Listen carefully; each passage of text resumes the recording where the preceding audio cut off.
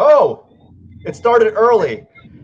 It started early. I just did this video for cool entertainment value, and it just clicked right off when I went online, when I went live. Charo, just give me 1 second.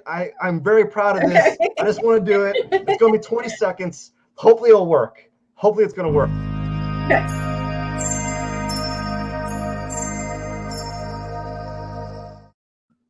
And soothing, right? It didn't last that long. It was supposed to last 20 seconds, 29 seconds. That was like a little like page swipe, right?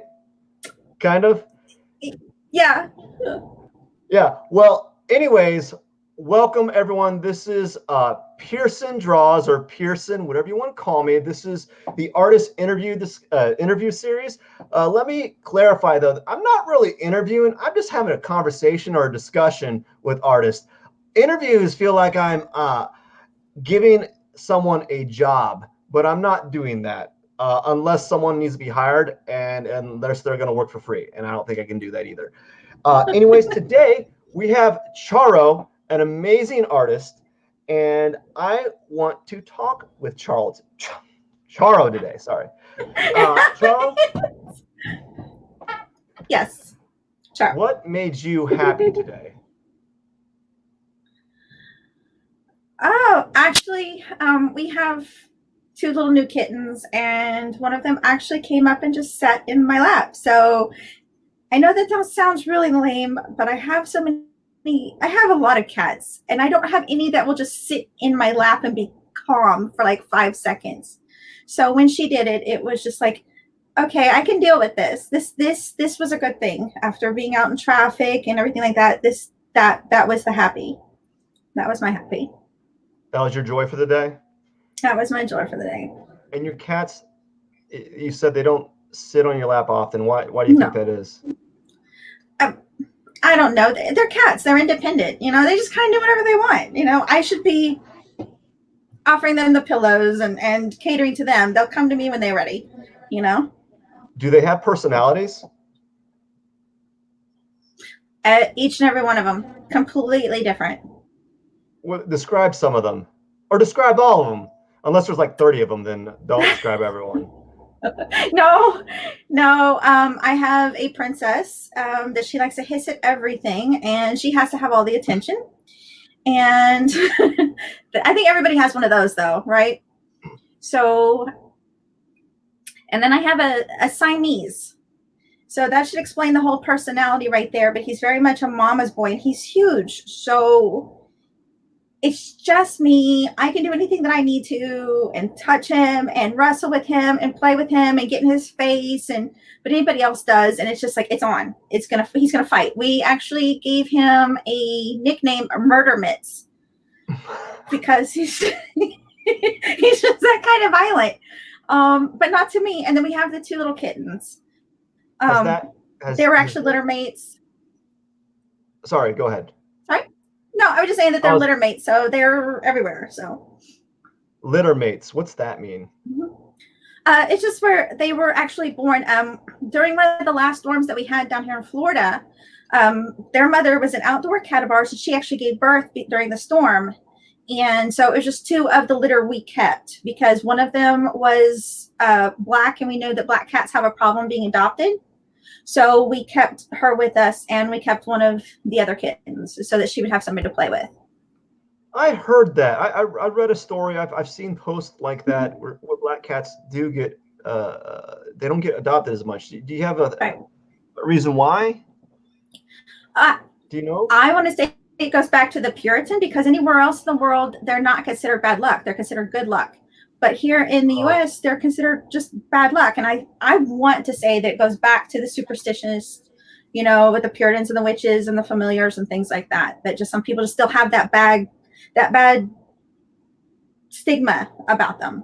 So like maybe really back deep in the subconscious of American like culture, like there's this superstition that they don't realize that that's there with black cats. Yep. I never thought about it that way, but it makes sense. How many because How many black cats Go do ahead. you like? Two or one? One. We only One? have one. But we've always had at least one black cat around our house. We had one that was outside. He was just an outside cat. He was happy. He would go and kill rats or lizards or whatever. And so, Yeah. and all the neighborhoods helped, take care of this cat. So they were happy. They were healthy. We made sure they had shelter and everything like that. They recently passed away. So this was kind of like a little sign. It's like, okay, here we have another little black cat that came to us. Mm-hmm. Let's keep her. So the cat came to you? Well, no. She was born. It was her mother was a calico, and then she gave birth during the storm. So yeah, in a roundabout way, I guess we were just chosen. Talk about the storm. You like apparently it was significant, or was it just significant, significant to you? Well, it's South Florida, so I think it was a pretty big system that we had that was just kind of pounding on things, but it wasn't anything that was super big. It wasn't like a hurricane or anything like that. It was just another South Florida storm. Do you ever get really close to those type of storms, or like ones that really scare you at all? We had one hurricane that was kind of bad. And they just kind of broke a couple windows, but no, it was new for me because I actually grew up in Oklahoma, of all places. Oh yeah. So that's a secret. That's a secret. I don't want to tell you when you lived in Oklahoma, huh? Yeah. Well, I mean, because it's Oklahoma, But I grew up around a lot of tornadoes. I survived a couple F5s and a force. So a hurricane is just like a gigantic water tornado. Uh-huh.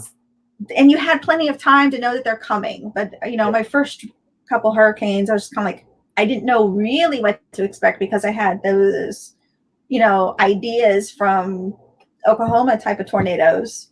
Yeah. But no, it's been fine. The houses here are built for it. We know exactly what to do. We have plans. We know where to go for shelter if we need it. But we've got good power. I think the last time I had power outage for 3 hours, but I went without internet for like a week. That was tough. What'd you do when you without first world problems? I just played video games that didn't require the internet. It was great. I just plugged in the Xbox. You had to go. I had to go offline, but yeah, that's all I did. You had to go to like legacy consoles. Yes. Because, like almost every game now requires some form of internet connection. Yep, that drives some me kind bananas. of sign on. Yep. What old school games did you play while you had no internet for a week? It was actually Fallout. I, gotta go by the old standby. So it was Mass Effect and Fallout. I just went through yep. The first one or the second one? Which one of Fallout? Or yeah, Fallout. I did 3 in New Vegas. Oh, they don't require internet? No. Mm-mm. No. That's pretty cool. So, what was it like growing up in Oklahoma?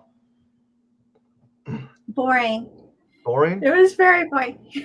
Well, where I grew up, it was kind of in the countryside. It was near a wildlife refuge. And so that's where we would go and spend our summers. So we would just go out. We didn't have a lot of internet. We didn't have a lot of video games. There wasn't the streaming. There wasn't this. So we would just go out. We would go boulder hopping and find trails and get lost in caves and come back looking like I don't know, like we've been lost, out in the woods for like a week and drive, my grandmother nuts. But that's all we did. It was just mostly just outdoors, just a lot of outdoors activities. You said a wildlife refuge. Did you go there or do you live on one? The refuge is next to a reservation. So yes, both. So you lived on a reservation / refuge? Mm-hmm. The refuge is down there by it. Okay. And what do they have at the wildlife refuge?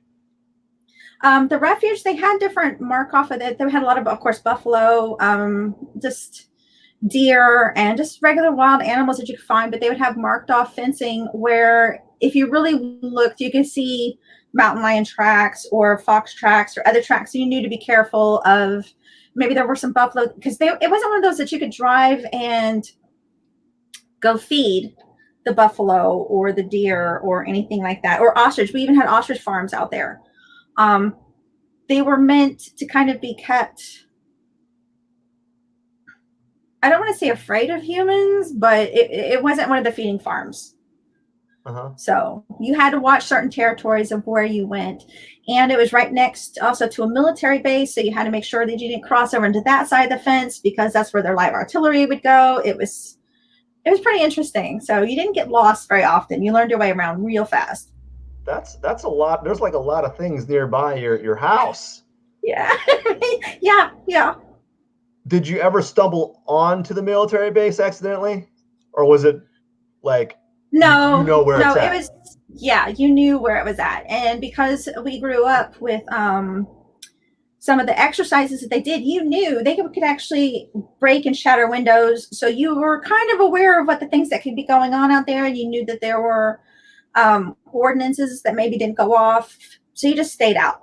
It was a long track too. So you just didn't go, if you went out there, you were purposely looking for it, and it was going to be a long time before you got back to the road or back to your vehicle. And, there was a lot of ways to keep nosy kids, safe. So. And you were like, I don't really want to. I mean, I really want to see that military base, but it's just like, it's a half day's walk. Yeah. I don't want to do it. Yep. Let's just go stick to looking at buffalo, right? Yeah. So what's some cool stories that occurred at the wildlife refuge that you had? Can you remember? If there are any. Every summer we used to every summer we used to go and try to find lost treasure, because there was a superstition about Jesse James and some gold that he robbed a train, and they put it on a train door and they drug it out there, and there's supposed to be this little lake, and all these people kept trying to go out there and find it, and we swore as kids that we were going to find it and we were going to be rich, and we were going to, you know how that goes. And we were going to Goonies it, pretty much, is what we were going to do. So did you find it? So, hey, we never found it, of course. No, of course not. I wish, but no treasure. Not yet. That's one of these days. Maybe when I'm really old, I'll go back there and come and look for it.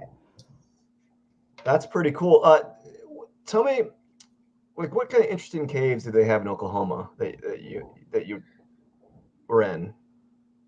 Well, or visited? Or you're like, I didn't visit any caves, Matt. I just said there was caves. We went into a couple caves. I wouldn't say that they were like big or fascinating or anything. They were tiny, because there was like mostly like hills, and of course your kids, so your imagination is going crazy. And just some graffiti here and there. We would just sit around and maybe build a little fire and just talk, that was it. So nothing super cool. Nothing super cool. No super cool caves. They have like, quartz sticking out of the wall, the rock, and like little crystals. And you're like, oh my gosh, am I in a fantasy land? See, that would have been a totally different story. Yeah, but no. Like, no. Yeah, you could have painted me a picture. Like, listen, Matt. You ever been to Treasure Island?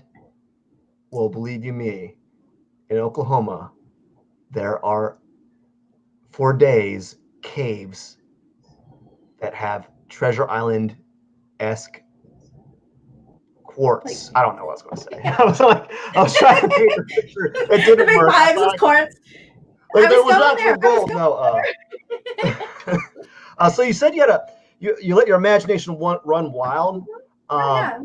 Describe what your imagination was like when you were younger, or you're a kid in Oklahoma. I don't know. I think that maybe it actually started, a lot of it, as far as like some of my current hobbies that I like, because there you grew up around, of course, the rodeos and the whole stories of outlaws and cowboys and sheriffs and gunfights and, reenactments after reenactments after reenactments. And I still fell in love with the old type of cowboy culture, like the old Westerns and things like that. So, and when, of course, Red Dawn and those kind of movies, boy, we thought that was the stuff. We thought that we were going to survive everything because, we were kids. We're like, oh, we're going to go to this cave and we're going to go live there. You grab all this, So those were those kind of things. And me and my cousins, we would all make up these, and we actually started playing and writing little stories that were centered around, of course, post-apocalyptic stuff and even cowboys type of adventures. And we would just write these and draw these. We actually made our own D&D campaigns doing that. So we were just building a whole little world around these things because it was territory that we grew up hearing about, and it was territory that we were kind of living in at the time. Mm-hmm. So, but that was it. We were just busy making our own worlds. Do you have a memorable story that you wrote during that time that you can kind of like give us the cliff notes or give us a little shortened version? You want me to give you one of mine, or you can go? Yes. No, you go. I want to hear yours.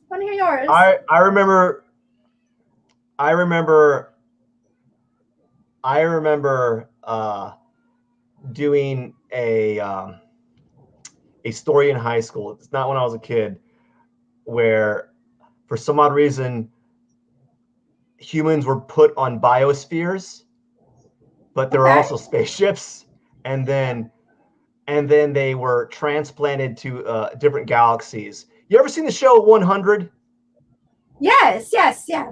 It kind of reminds me of that, but only they didn't go back to Earth. They went to a different planet, and I don't know. It was dumb. Like, I don't know why. I thought it was like it was dumb because like there was like biospheres. Biosphere felt like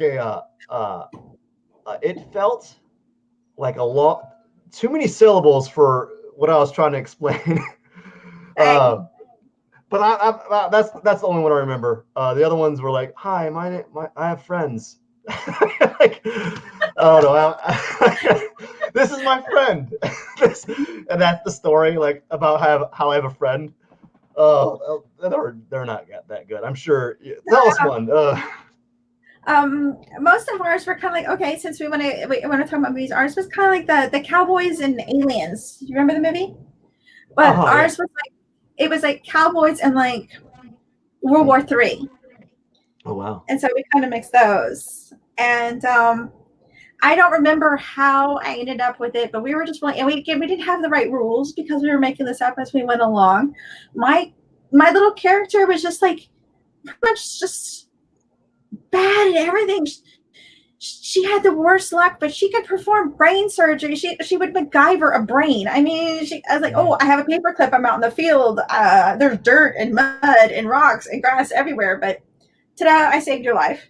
So it was just one of those things that we would just laugh about, just some of the ridiculousness. And we were just like, you know what, just go with it. Just go with it. But we had a lot of fun with it.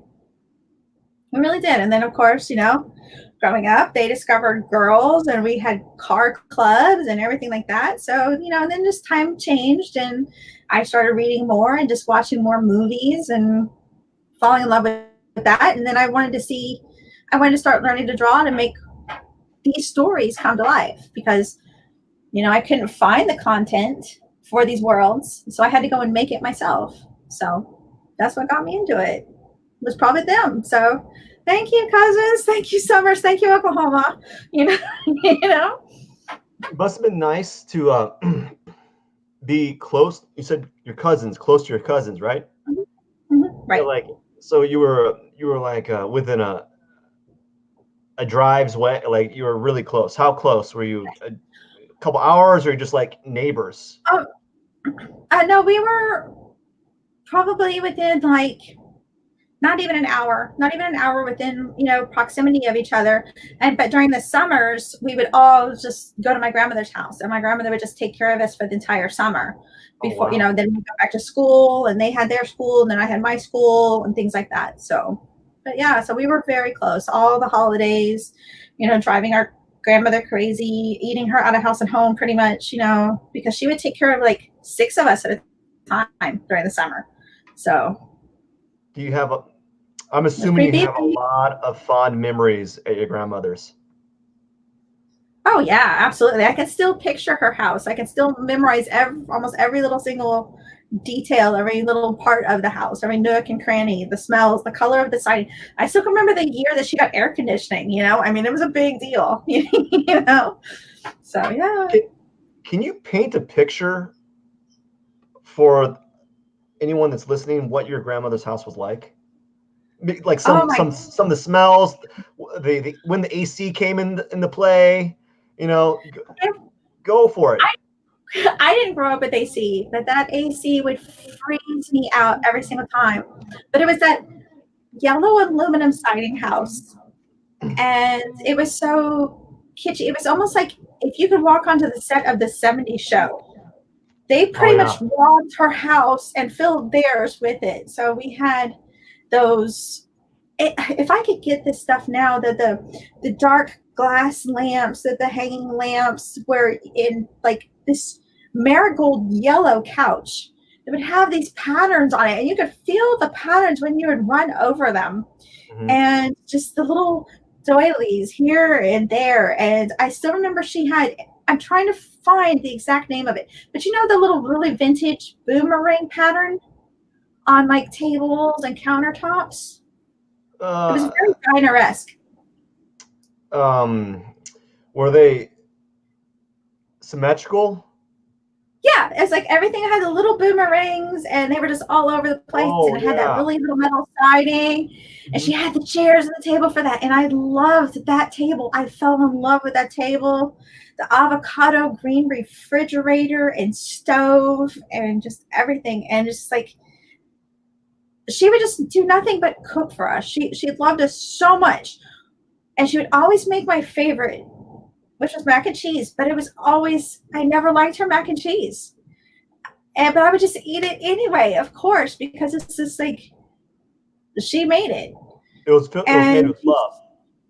yes, exactly. And I was just like, you know what, Mimi? Absolutely. Just let me go in there. And that's where we would all have our holiday dinners.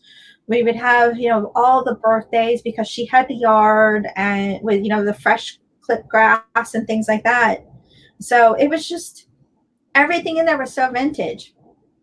And she used to tell me stories about my grandfather during World War II. They didn't have. It was something. Just one day, because I was the only daughter. Let me just go back to through all that. Um, she had a daughter, and so my aunt had sons.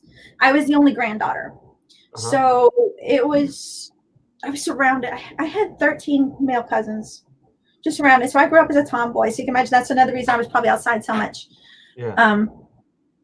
But she would sit me down and she would just go through this entire jewelry box of all these little trinkets, and she would just go over them and go over them and go over them.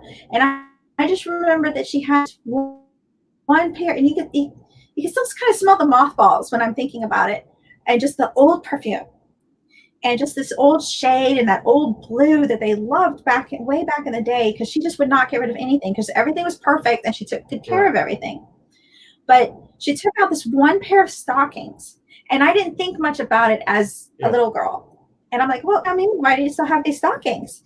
And she's like, these are the most, special stockings in the world. I will never wear them. And I'm like, well, why not?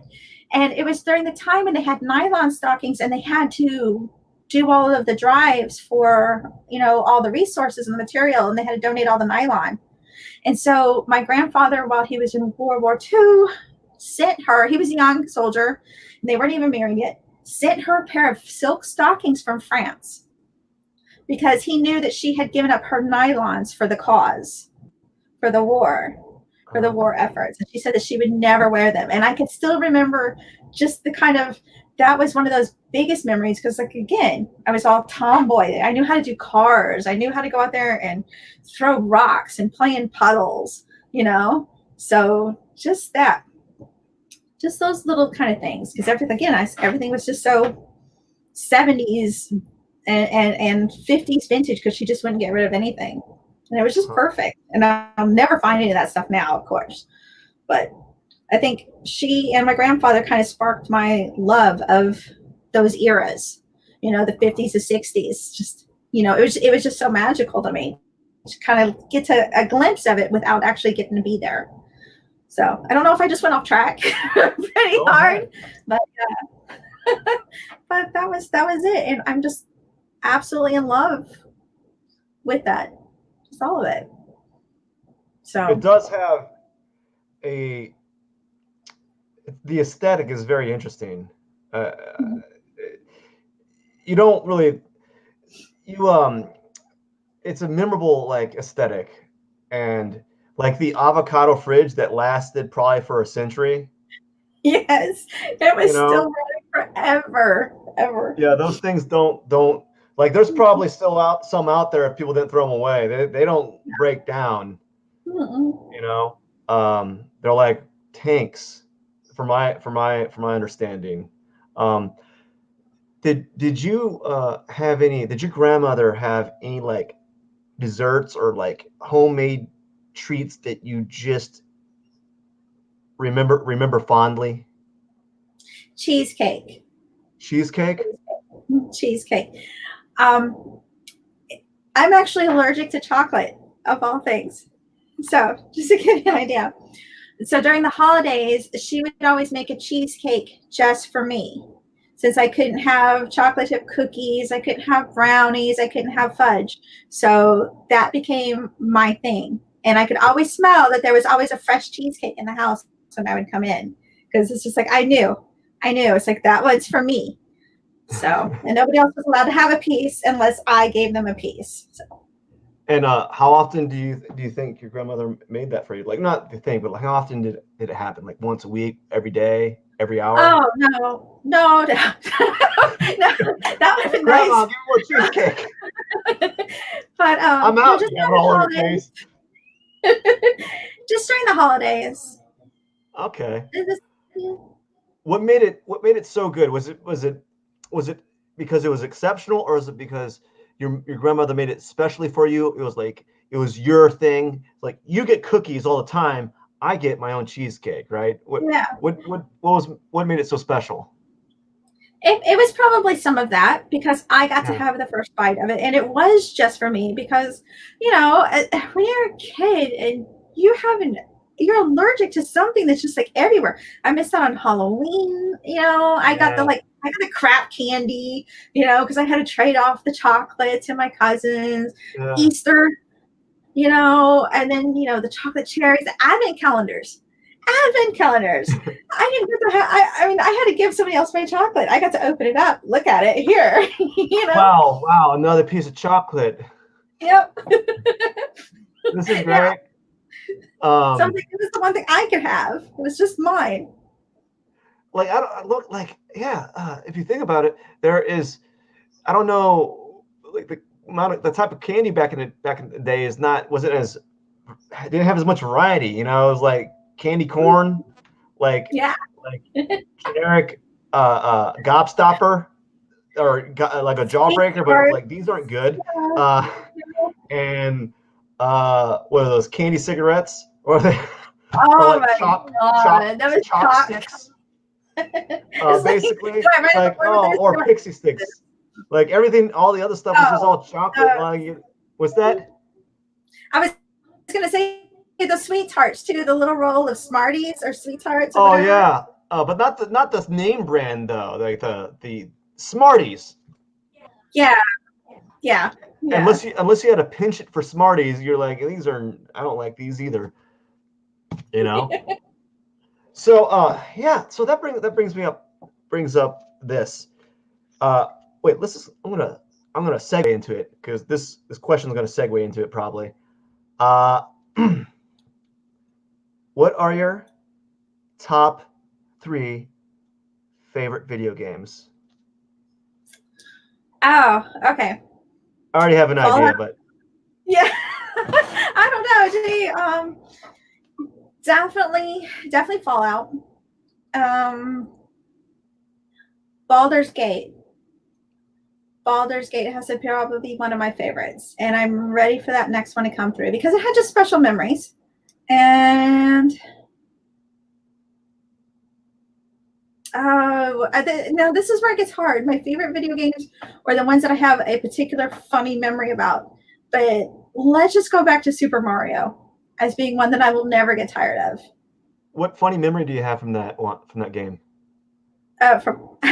Actually, I went through a small spell where I was playing it so much that I sleepwalked and went downstairs and played it in my sleep. Oh, really? My parents recorded me playing Super Mario in my sleep, and then the next day they were like, "Okay, we're unplugging for a week because this is ridiculous." So yeah, your parents actually have a recording of you. Not any longer. What? Oh, not any longer. Oh, Not that would have been something to talk about. Like, check this out. You think you play a lot of games? I was playing this one. Really? Did you see it? What was it like? It was weird. When they first told me about it the next morning, I thought that they were just full of crap. I'm like, oh, ha ha, very funny. No, that didn't happen. And then they showed me the recording. It was just a small recording, and I just stopped because they said, no, you need to go back to bed. And I stopped, and I was just like, well, it's too early. And they're like, just shut it off and go to bed. And I went to bed. I don't have any memory of that except for what they showed me from the video. And it was a VHS, those little clunky little VHS things. Of course, it was extremely high quality, right? Oh, absolutely. Oh, absolutely. I probably look like Bigfoot footage now, but Oh, yeah. Yeah, you would. People like we're like overly blessed with high definition TV. Like when we look at the old VHS, we thought back in the day we thought that was high quality or high def. Like, man, I don't notice the difference between a VHS and a DVD, and then all of a sudden you do. Yeah. Yep. That's pretty cool. Do you have any other funny like stories with your video games?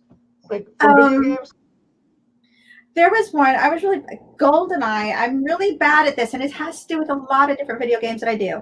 I'm one of those that kind of tries to lean into the turns of racing games, or I try to look around the corner. And I still remember my friends just laughing at me, and I couldn't stop because there was something with, James Bond, you're trying to look around the corner because this guy's trying to shoot you. I was horrible. I was absolutely horrible at this game. And so it was just like, I didn't know what I was doing. I was the entertainment for everybody behind me. I was just so bad at this. And I would just try to lean myself around this corner, which wasn't going to work. But here I was trying to do it. So, yeah. I move, not the video game. So you have your controller, you're like, okay, and turn left and then walk away and then like that. I need to face the screen. Okay. Did you beat GoldenEye at least? No, I didn't. I told you I was bad. I don't think you underestimate how bad I was at this game. But yeah, I was pretty bad. And any other ones? Any other interesting ones? Not that I can really remember offhand. I mean, I'm sure that more funny things happen, but right now, probably they're buried somewhere deep in the back of my mind. So that I don't let them out very often because they might be that embarrassing. So save it for another show, maybe. I don't know. Maybe. So you love Fallout. Yes. Love it. Yes. Do you have Nuka-Cola? Is it Nuka-Cola? I do. I have a Quantum Cola. Quantum. Yes, I do have one of those, and I have the new Dark Rum.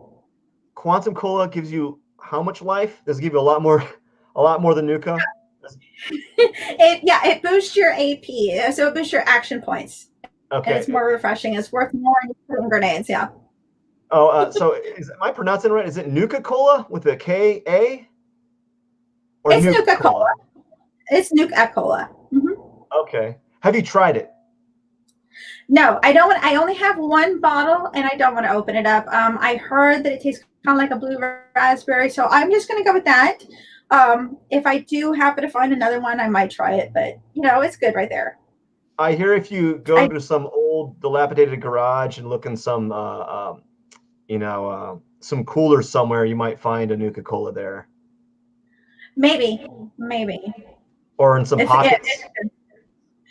Somebody's pockets, rummaging around some animal on the side of the road, Yeah. Raiders might have them, right? Well, when they want to part with them, yeah. Yeah. So, I get is the reason why you love Fallout so much because of the 1950s aesthetic that they have, or is it for other things, for other reasons? I want to say it's a big mix. I love the end of the world stuff. Okay. End of the movies, end of the world games, things like that. I've just always liked that because it's kind of like it's not something that I'm going to be sitting down enjoying watching. It really happened in real life, so why not play a video game of it? Mm-hmm. But so it happens to be a lot of course, the vintage stuff. That's just a big bonus. So it's like a perfect combination of two of my favorite things. So that's probably it. And then I fell in love with it. But one of the bigger things that made me fall even harder in love with it was some of the amazing people that I met in the fandom through either art or through other gameplay or sharing of the stories.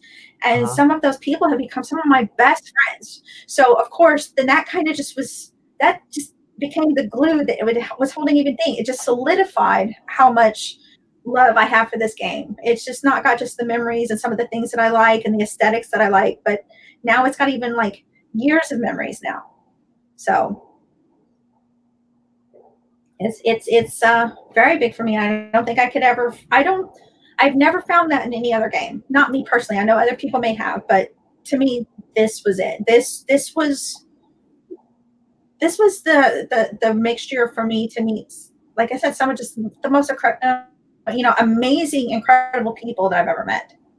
And it gave me a chance to kind of build my own world a little bit more and share my stories with some of these people. And that's it. I don't think I'll ever fall out of love with it. So why do you think that that game Fallout has a strong bond or community over other games? Like I know that other games as well has the same type of thing, but why do you think it kind of clicked with you personally? I think because it was a little bit more, well, as you got into 4, because 4, I played a little bit of 3, I played a little bit of New Vegas, but 4 was very much the big gateway for me because it was such an open world and it wasn't just a linear game. So when I could sit there and be like, okay, well, the game is over, what would I have changed? What about these other people? What about other characters that weren't even in the game that could exist? And I'm like, well, okay. I don't even know where I just was going with that. I just went right down the rabbit hole. But keep going. It was just that because it was so accepting to make your own story after you played the game, that it did open a lot of doors and open a lot of windows and opened up a lot of bunkers. It opened up a lot of just different things. And that just the story wasn't over when the game was over. And you could go back and play it again and make a whole series of new choices. And you had a whole new game. And it wasn't even just twice. You didn't have just 2 sides. You can go pick another side. You can go and change things because things that you did in the game really did affect other things. And so I just kind of I know that there are other games that are like that, but it's just like a lot of them still seem to come to the same kind of ending. Or you only had 2 paths to pick and it kind of would intersect every once in a while. But with this, it's just no, the kid's story's over. Now it's time for me to go and start a new one. And then I would go and read other people's stories. I'd go and meet other people's characters. And nobody ever had the same type of character. There were no two that were ever the same. There was no 2 experiences that were ever the same when I talked to another player.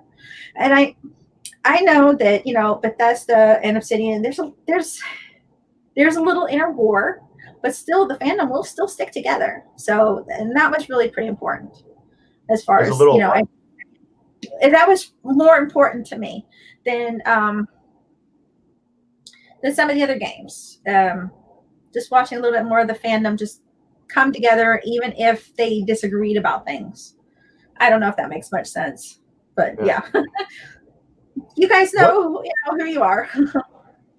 What kind of player are you when you're in those games? Are you a collector, or are you just a trader? Are you a constructor? I don't know whatever term there are. Like, I know when I played, I would constantly have to throw stuff out because I always have too much stuff. I just carry things for rent. Just like, I need this. I was like, I think I was a hoarder. That's what I was. Like, I don't really need it, But I thought maybe if I could take this to the little workstation and convert it to scrap. But I always didn't have enough pocket space as well. that was. Oh, that's still a problem. That's still a problem. I think the first time I was playing, I didn't hoard anything. I was so lost. I was so everywhere. I kept dying, and I was just like, no, I don't know. Let me just start again. And so it was just easier for me to start again. And I started again, and it was just like I hoarded everything to the point where my companions would see me and they would turn the other way because they didn't want me to carry, give them here's carry my junk, I was one of those people that every time I go through the game, I wanted the whole story. I would play it as like it was supposed to be played. And then the second time I played it, all bets were off. I was hitting all the hacks. I was hitting all the cheats. I would have unlimited pocket space. My companions couldn't be killed. I wanted to try every single ending that they had. I would try every dialogue that they had, because I wanted to see every angle. Even if it was the bad guys, I wanted to side with the bad guys. If they were the assholes, I wanted to side with the assholes because I wanted to delve more into that story, that lore. I wanted to play a different type of weapon. I wanted, to see what happens if we launch this, if we blow up this, what happens if we don't blow up this. That's what kind of player I was. Like I said, the first time, okay, nice, let's play by the rules. Second time, that's it. I wanted to cheat. I wanted to hack. I wanted to fly through the game and explore.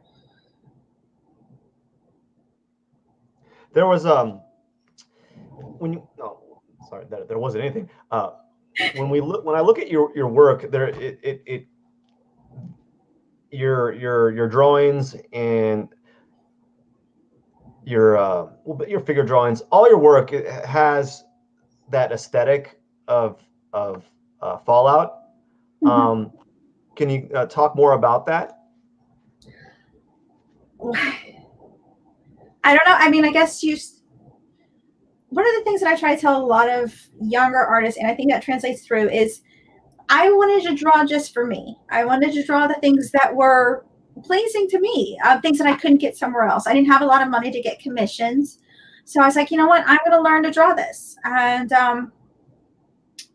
it made me happy to sit there and do this and to bring some of my characters and to bring maybe their friends or my friends' characters into the pictures. And I wanted to take from some of like the posters that I would see, even in old things, old sewing patterns. I love some of that, of course, that aesthetic. And so I wanted to bring some of those things in there with, the ridiculously small waist, the super long legs. Where are their feet? I don't know. How did you get a shoe that small? Those kind of, because it felt like it would kind of fit, and it did. It brought me a little bit of happy. And I was like, okay, if it's easy for me to draw and I'm loving what I'm drawing, then I'm going to draw more. It didn't matter if it was perfect. It didn't matter if it was so-and-so's or looked better than so-and-so's or this person or that person or these beautiful people that I admired. I mean, some of these people had just like magnificent work. And I would try to kind of imitate what they were doing, and I couldn't, and I didn't feel happy, and I was like, it's too hard. Let me just go back to what was fun for me. And I just was the long swooping legs, the big poofy hair, the little itty bitty, like nothing waist with a big poofy dress and the houses and things like that. So that's probably where a lot of the little touches and the little hints of the fallout go. I'm trying to break away from it, but I don't think I'm going to. I don't think I'm going to fight it anymore. I think I'm just going to give in and just keep on. You're in, was it in ensconced? Is that the word ensconced, like entrenched? I always get that word. I always mistake that word. Like, I think it's ensconced, where you're like you're bored in. I'm getting some weird wordage here. But you're stuck in there. Like, you're just you're no longer doing any half measures, right? You're just going full drawing into that genre. Yeah, because it's, and I'm very comfortable and I'm very happy with it, and it I want to stay where I'm happy. I want to elevate it. I don't want to get lazy with it or get complacent with it. I would like to elevate it, but it's still, yes. So those characters, or my friends' characters, my friends' storytelling. I actually have 2 comics that I'm working on that are based around the whole Fallout universe. Yes.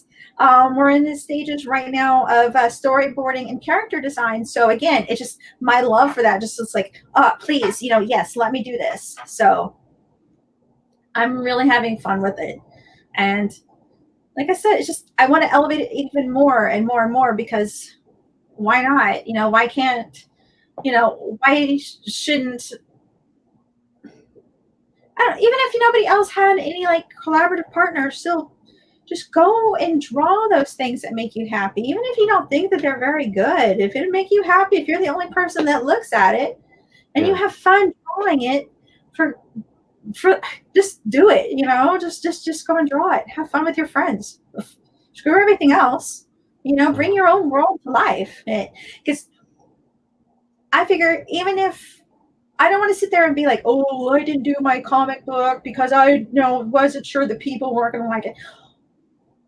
I'm not going to know, and people aren't going to know if they're going to like it if they never get to see it. Yeah. So there's that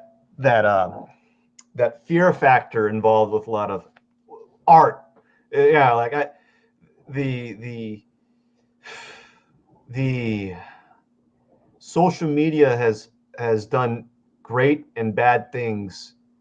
Like, it's made people very self-conscious of their artwork, but it's also elevated their artwork, and it's also helped people get educated in drawing really quickly and improving really quickly.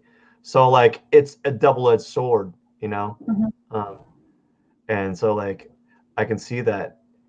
Do you have friends that want to make comics, but they're afraid or too self-conscious of what people are going to think? Is that what you're referring to? Yes. Oh, absolutely. I know plenty of artists, and I know a ton of writers that are that all circle around the Fallout universe or other universes. Dragon Age, Mass Effect, Far Cry. Almost every video game out there now has fandom. They have writers that want to produce their own little part of the story, and they are scared because, again, the digital art world out there can be vicious, because you do get the people that, like, you're constantly having exposure to other artists and to other storylines and things like that. So that you constantly feel like you have to kind of keep up. You're always showing these beautiful masterpieces, and you're like, oh, how do they do it? How do they do it? How do they do it? Well, and so they get a little intimidated, doing this. And I'm just kind of like, the longer that you sit there and are intimidated about sharing your story, eventually you're just not going to want to, because, oh, now it's too late. But it's never too late. It's just never too late. And they shouldn't be afraid, because it's just like, a friend and I were talking, and there was this artist that did beautiful work, just turned 21, just amazing work. And I'm just like, well, they're like, oh, I'm older now, it's too late. And I'm like, it's not too late. It doesn't matter. Do you love this? Yes, then make just this for you. Who Yeah. cares about anybody else? Nobody else is going to make this for you. Nobody else is going to write this story for you. I wish it was that way. I Yeah. wish people would just work for me, but it's not going to happen. So if I want my content, I have to make it. If they want their content, they have to make it. And I want to read my friends' art. I want to see their stories. I want to see their universe. I want to see their side of the story in any video game, even if it's not a video game, even if it's a completely new world. I want to see it. Take me there. You never know. You could just one day you could just be walking down the street and somebody sit there and just like, oh, hey, I remember you. I saw you, or I know who you are, and thank you for that one little. I read your fanfic on Archive of Our Own. Yeah, I'm not saying it's like you're not gonna be walking around with like Charo on your shirt, but not yet. Maybe one day, but I don't know. They're everybody has to start somewhere. But the problem is that people just need to realize that they can start, not be scared of starting. Be scared of stopping. Yeah. You keep if you want to keep going. I want to say something like you said a lot of writers. Uh-huh. Why do you think is it more writers or more artists that are more self-conscious with that? Both. Both? I don't think I don't think one is more than the other. I don't think one is. No. For me, it's just like I can draw, but I will still, even if I do any writing, I slide that right over to a couple of my friends, and I'm like, can you please just proof this for me? Show me where I screwed up, and they can go and they're like, hey, do you mind if I change a couple things? I'm like, go for it. Whatever, and they can just whip up the most beautiful piece of work, and then I'm like, well, God, I love your story. They're like, I wish that more people would tell me they love my work. I wish that people would leave more notes. I wish I would get more feedback.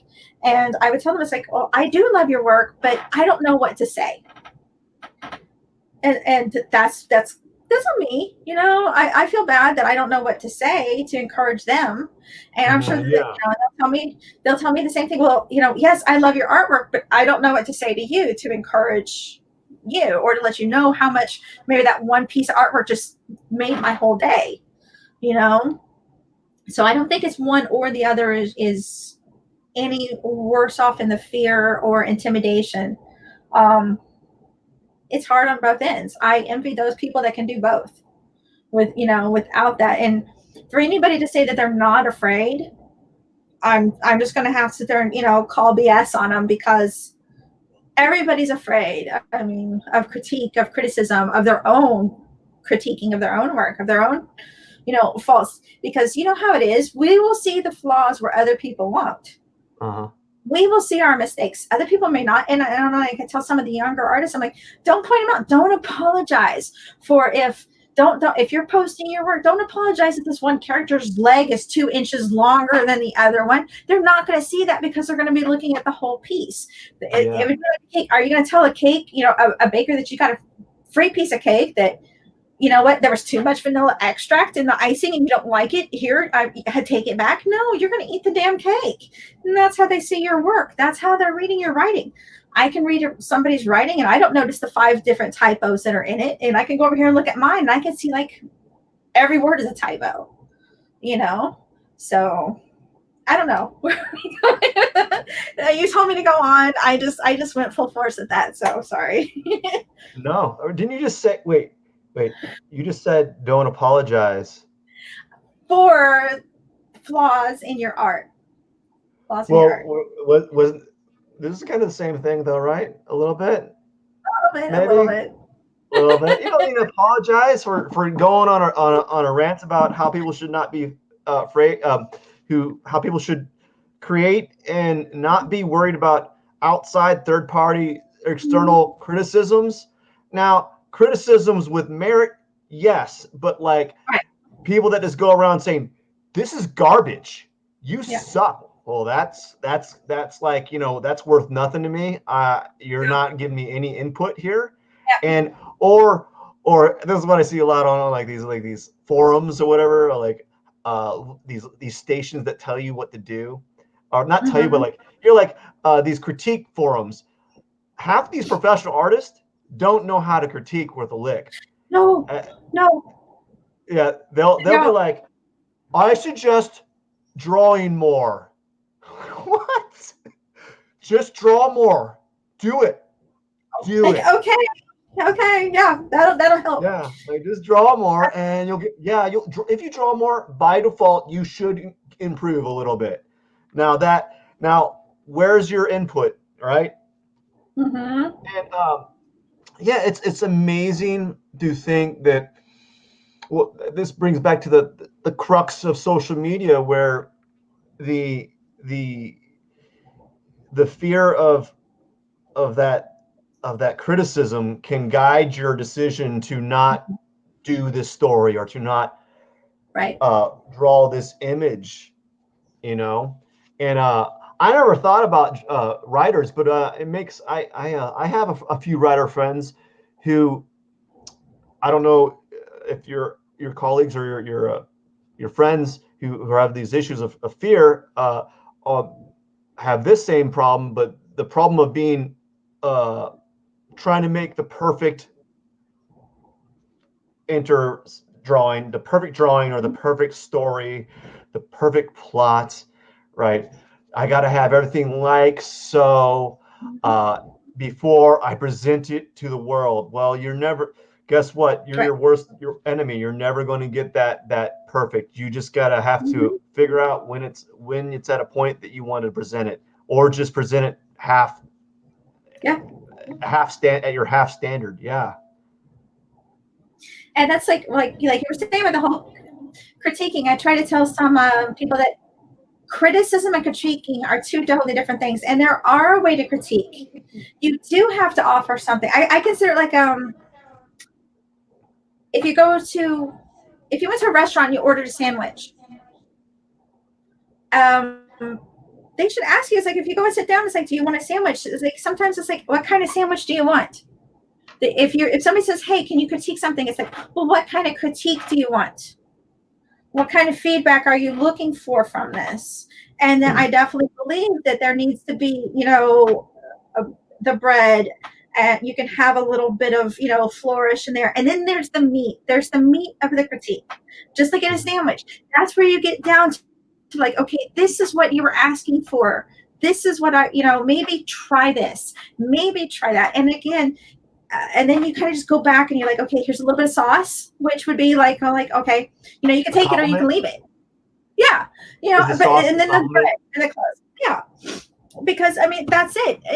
And a lot of times I try to tell people it's like you can take the critique and you can take that information and it's up to you what you want to do with it. You don't have to sit there and go and what somebody tells you to do. Yeah. You're still the artist. Unless you're working on a commission for somebody and somebody says, no, I think that their eyes should be blue. Well, okay, change their eyes to blue, please. But if it's your artwork and they say they shouldn't be at a sunset, but you really want that to be at a sunset, you paint the best damn sunset that you want. Don't go and paint them so they're saying it's a sunrise or it's noon or it's the dead of winter. Paint your sunrise or a sunset if whatever you want. That's your piece.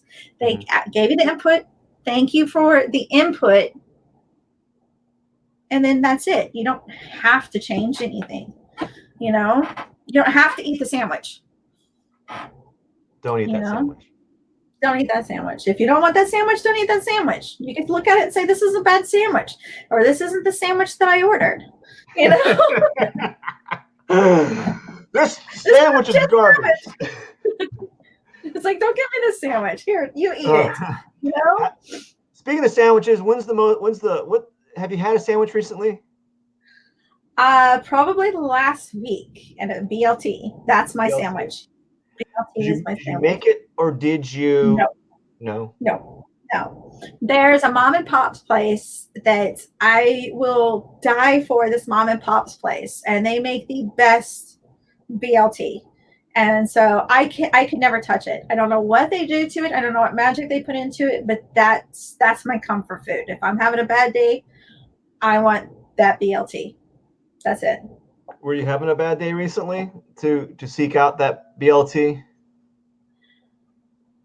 No, I know. I think it wasn't technically a bad day. It was just a very busy day. It was just a busy day because I was recently moving my office and everything like that. And it's just like it's Florida, it's hot, so you don't want the stove. Hey, you know what? Let's order Broadway for. Okay, let's order Broadway. I'm tired. You're tired. We're all tired. Yeah, just let's just make this a good day. Let's just make this the end. That's it. And have this delicious food. Wrap it up. Gone. Yes, Broadway stuff. Broadway subs. That's them. That's them. That's where they have it. That's Broadway subs. That's my sub shop. I love them to death, and I won't take any other BLT from anywhere else. That's my sub shop. Do they have a lot of like bacon on it? Yes. Oh my god! And they'll toast it or not toast it. You want honey mustard? You can have honey mustard. It's always fresh. The lettuce is always fresh. The tomatoes are always fresh. Everything on it. It's perfect. It is at John. You can get it buttered. You can. Oh man, that sounds so good. It's I good. have a sandwich right now. That's good. And, what? Get a BLT. Get a BLT. Everybody should have BLT. So you said you had a busy day. Are your days typically busy? Like show us what a typical day is like for you. What it's supposed to be and what it is two different things, and that really depends. Go do both. Like, what is it supposed to be and what it really is? It's like I'm supposed to do all this stuff, but actually a cat scratched up the couch and I had to. I don't know.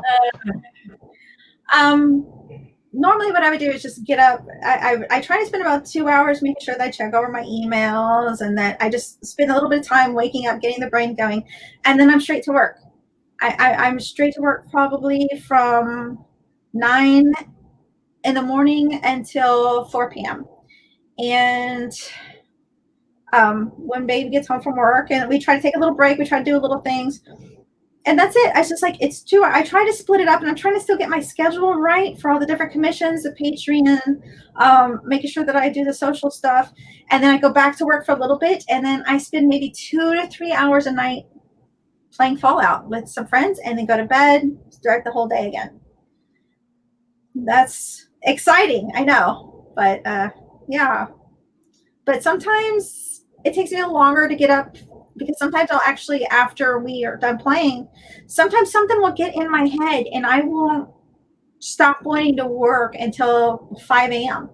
when I'm like, hey, oh shit, I need to go to bed because I'm gonna have to get up in a few hours and start this all over again.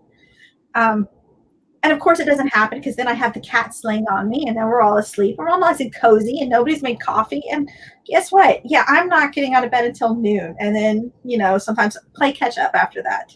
Mm-hmm. Mm-hmm. But that's the busy day. What's it like working on commissions?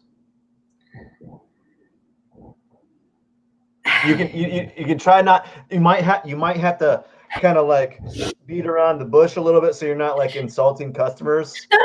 No. Every single one of my customers, every single one of my clients has been absolutely fantastic. I mean, to the point to where, they're very understanding. I am very open. I believe in there's transparency. If you want to sit there and know where I'm at, if you want to see where I'm at, I actually have an online list of where I'm at and what I'm working on. But if anybody says, hey, where are we at on this piece? I will show them. I will even stream my drawing if they want to watch me while I'm doing it. But I do have a lot of repeat customers. So that means a lot to me. That means that's monumentous to me because then I know that they're more familiar with my work and I did a good enough job for them to want to come back for me to do more. And sometimes I have a couple of my clients that come to me with the most crazy and outlandish ideas, and I'm like, yes, let's do this. It is not too scary for me. If you are willing to let me work on this, and if you're okay with me making mistakes, I want you to push me because that's the only way I'm ever going to step out of my comfort zone. And I'm going to learn something new than just drawing the same characters over and over again, because it's and then I have that whole thing behind me where I want to make it even better. Because if I'm drawing for me, I can pump out maybe 4 or 5 drawings a day for myself, because I don't have anybody else that I'm like trying to impress. I'm not trying to do it right. Oh, okay, well, this is good enough. And I just put it to the side and work on the next one. But for them, I do want to get those little details of their character, their story, or whatever. I want to get them right to where sometimes I feel like I'm spending too long. And I'll go and talk to them like, hey, I'm sorry it's taking too long. And they're like, you've only been working on it for 2 weeks. I know. Oh, but you're busy, because I'll take on a number of them at a time, because I like to try to rotate them while I have one proof that's sent off and I'm waiting for approval. I can go and work on another one. Yeah. But they all know. And in my Discord, I'm very open. Like, again, I'm like, I'll show them, hey, I am working on things. So they know that I haven't just vanished with their money. And I try, and sometimes if they're a repeat customer that I'm like, oh, you don't have to pay me right now. We'll work on it. You can pay me in payments. You can pay me later. We'll work on it in cycles, whatever you need. I want to see your story come to life. I want to see this image in your head. We'll work together. So, and like I said, I've only had a couple that were really hard, clients. But we still pushed through, and I still talked, even if they wanted me to do a million different changes. I'm like, okay, we'll go through this. We will get this done. So that's it. But I have been very fortunate. I really have. And I love every single one of them that sit there and just said, hey, Charo, when are your commissions open? And I'll be like, you know what? For you, it's open now. Come on, just tell me whatever you need, Do you set like a certain amount of corrections clause or type of like stipulation? Like, I don't want 2 major corrections only, or to 10 tops, or you can't like nitpick about the eyebrows not being too low, raise it up a centimeter, I pretty much, I do have a set, but it also it kind of can depend on how much I've worked with somebody before. I usually have like 2 corrections, and what I do is I do a base, depending on the thing. I try to do like a basic sketch or blocking, and I'm like, hey, how do you feel about this gesture? And if they're okay, and then I go forward with the lining, and then at the lines are all done, okay, is there anything you want changed? And if they say no, we go on to the color. If they say yes, that counts as one of the corrections, which is no problem, because I'd rather do it then. And I usually give 2, and depending on the correction later, then I might say, okay, it might cost you a little bit more depending on the type of correction. I even have customers that's like, that will come back. I've had this like, hey, as a motivation to myself, because I'm writing this story with my friend, I just want to do the line work. And then when we get up to a certain chapter, will you color it? And I'm like, sure, just however long you need. But I know too, it's like, hey, I just want to let you know that my skill level may have changed by then. So would it be okay if I have to make these changes to certain things? And they're okay with that, because sometimes there have been pieces that they've wanted to wait on, but my level has changed, or I've progressed, or I've gotten a little bit better. And so I don't mind making those changes. Like, hey, that's on me, But so again, it would depend on the type of project and of course the cost of the project, because sometimes it's like, if it's going to be really complicated, then it's already going to be kind of a higher price tag, and I know that they want this to kind of be perfect. And like, I don't mind going there. Okay, you want this bottle moved to the left, or this shelf moved to the left because it's an elaborate background or what have you, then that's fine. That's fine. But usually like the 2, and then maybe a little bit extra, like if they want to keep, oh, well, I need to change this now. Oh, I need to change that. Oh, can you change this? Actually, my worst have been from people that got free drawings. Because when I would do a giveaway, where the nitpickers were ones from my free drawings, or when I would do a giveaway. Yeah, surprisingly. Yeah. I can see that. I'm like, hey. Yeah. Like, you should be like, listen, you get what you get. It's free, man. This is a lot of work. Yeah. Like, I'm not. This is. I don't think you understand how many hours I'm working on this. This is free, and you I find that interesting. It's like, hey, you win a free car. Oh, can I get that Lambo? No, you can't get that Lambo. This is a Yeah, free car you get. You get what you get. This is free. You yeah. can't choose. It's like, oh, can I have red interior or with yellow or camel? Like, no. Yeah. Okay. Do you get a lot of clients that, like, when you're about 95% done and they almost want a complete overhaul, and you're like, whoa, this is a lot of work here. I can't do that. I've only had one, and I did tell them, it's like, okay, not a problem, but we're going to have to talk about price because that's a whole Yeah. new piece. But I Yeah. pretty much have that laid out in my terms anyway. That if it's over a certain price amount, it has to be paid up front. And I Mhm. don't mind market payments, but I can't do a refund. And so if they Mhm. are expecting a completely different piece, which I have had that happen, I've had people like commission two pieces at a time, kind of that way. They're like, hey, well, I know you just started this one, but I want a different one. I have an idea. And I'm like, okay, let's talk about price. Mhm. Because again, that is a completely different picture because now they've already gotten the proofs for the other one. Because I've Yeah. seen people that have tried to half use somebody else's artwork and finish it off themselves, things like that. And I'm like, come on, that's tacky. Don't do that. So, again, I've been fortunate enough that people have been, oh, okay, well, I'll do that next time. Just go ahead and finish this piece. So, Did you say that you would give like a customer like a half drawn drawing and they'd like try to finish it themselves? no, it didn't happen to me, but it has happened to a couple of my friends. I have seen that happen. Yes. I'm Yes. trying to think of like an analogy here, oh yeah, thank you, plumber, for gutting my toilet. I'll finish it up now. Yeah. Yeah. And mostly Yeah.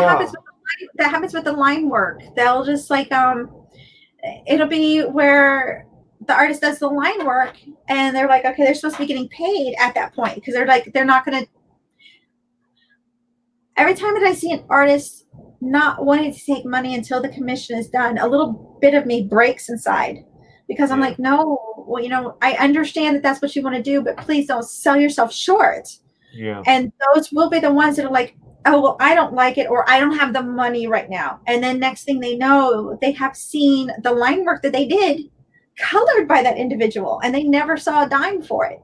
They never Yeah. saw a dime for that artwork. I mean, yes, it's lines, but this isn't a coloring book. If you want a coloring book, go to Walmart, go buy some Crayola and a coloring book and do it yourself then. And I don't know. I don't know. The that's just crap. And that's why I try to tell people get the money up front, even get half up front. Yeah. Get get half Get up half front. up Don't, front and do like a little watermark on top or something when yeah. you show a progress photo. Not even just put like an X on top. This is what it looks like without the X. Just imagine the X not on top Separate of it. color. That's what it looks like, Yeah. Yeah. Or purposely set another layer, and then this is what I should do. Actually, I should show them like what it looks like, and then put like a Pearson stash on top of the There face. you go. Right, There you go. no matter who it is, or if it's a dog or a person, just put a Yep. Pearson stash on there and say, "This Yep. is what it looks like right now." Maybe a little Yep. goatee, put like That's silly, it. yeah, Right. yeah. That that grinds my gears. I can tell you that made me very upset. You know, I that would probably call, like, I would never do this, but I would probably call people out on social media if that happened. Yeah. Listen, this guy or this girl or this woman decided to jip me out on this. You know, I'm not saying like harass the person, but know that that's not right. You know, Yeah. and that's another thing about the whole, like, providing for services with artists Mhm. is really quite strange to me. And there's and you know as well as I, like, it's amazing to experience, like, this idea that artists should work for free, especially like people that artists that draw, paint, graphic and illustrate. Like, if you're a commercial artist or graphic artist, it can be different. The photographers don't really get that type of. They don't get that happening to them. They're like, come to my wedding and spend a whole day here and do it for free, and you do 5 to 20 hours of photo editing. But hey, listen, you get some cake and there's Exposure some. bucks. What's that? Exposure bucks. You did it for the Exposure bucks, exposure. man. Exposure Yeah, bucks. like the whole exposure thing is kind of a misnomer nowadays, because you can do it right now. We're doing it right now, and it's free. Like, we get more exposure doing this than exposure bucks. Tell me more about those exposure bucks. How many times have you had exposure bucks, Charo? I have had it. Oh God, I've had it like I can't even count the number of times, and sadly, some of it has been from people that I consider close friends. It's like, what was it? One of the ones that hurt me the most. And if they're out there watching this, I'm not going to call you out. You know who you are. They told me and they gave me this thing, and I'm like, well, okay, I really don't feel comfortable doing this because it was about a very well-known series that's being on YouTube and streamed and all this stuff, and they have all this other merchandise, and they're like, okay, well, blah blah blah, and I'm like, if you want me to do a different version, I don't want to copy these people's characters. I don't want to get in trouble. I'm not going to make money off of their idea. And they're like, okay. And then, well, how much per portrait? And I told them it's just $20 per portrait because you're my friend. $20. Well, I only needed 2 inches. They can all go on one piece of paper. And I was like, no, that's not quite. I can't do it like that. And they're like, well, you'd be getting great exposure. And I'm like, I can't go and pay my rent and buy groceries and exposure. So thank you, but no, thank you. And I've had those contests, and I've tried to tell some of the younger artists, don't go and do these. Hey, draw our logo, and you could get a chance to have your logo on our website. Or think it. And I'm telling them, it doesn't matter if it's a professional company. It doesn't matter if it's a Fortune 500 company, because if it's a Fortune 500 company, they don't need to sit there and get free art from you. That's all that they're doing. Because if you go and draw their logo, and even if you don't win, they still own it, because that's in that little clause. Check that little clause. They just got all this artwork from all these people for free. Yeah. Rap, people trying to come up with albums, people trying to come up with clothing brands.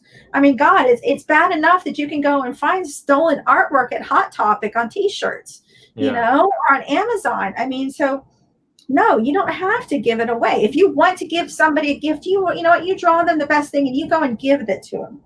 If you want to sit there and draw a celebrity, give the celebrity the artwork. Don't feel that you have to go and do artwork to sit there and try to win a prize, and then you don't win the prize. They've got it. You're not getting exposure if you lose. Yeah. But they've got your artwork. You just spent those hours on that. So no. Nobody's buying exposure bucks. Nobody's, going to fill up your car. You're not going to eat exposure bucks, So, no. The exposure is, when it comes to that, have them. If you want to collab with somebody, that's different.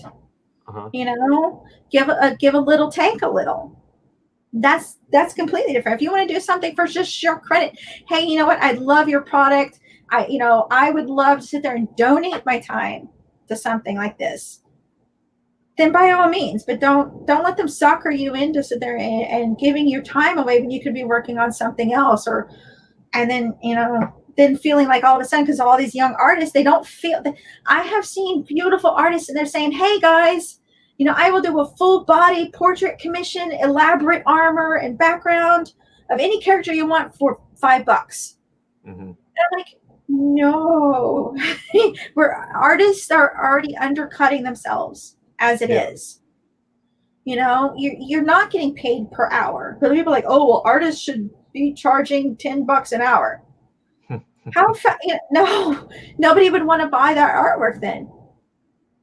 Yeah. So, if the reality is that, like, like if you're charging an artist per hour, most of your friends or customers may not be able to afford you, because let's just assume that it's a specialty trade, and like, like let's just say like bare minimum $50 an hour, Yeah. like, and it'll take however long it takes. I can give you an approximation what you want done, but I don't know how long it's going to take. I can't guarantee it's going to take under 5 hours at $50 an hour. It could take more. If you start requesting new things, or if Uh-huh. you like where it's going, but you want to make it larger, right? There's all these things that the layman doesn't understand. Right. Yeah. And then you get the people out there, the little scrapers that are going through and just taking people's artwork and like, I found it on the internet. I don't need to credit anybody. I don't have to pay anybody. I found it on Google, so you have to deal with those as well. Yeah. Like, no. That's the challenge. That's the challenge of today, where you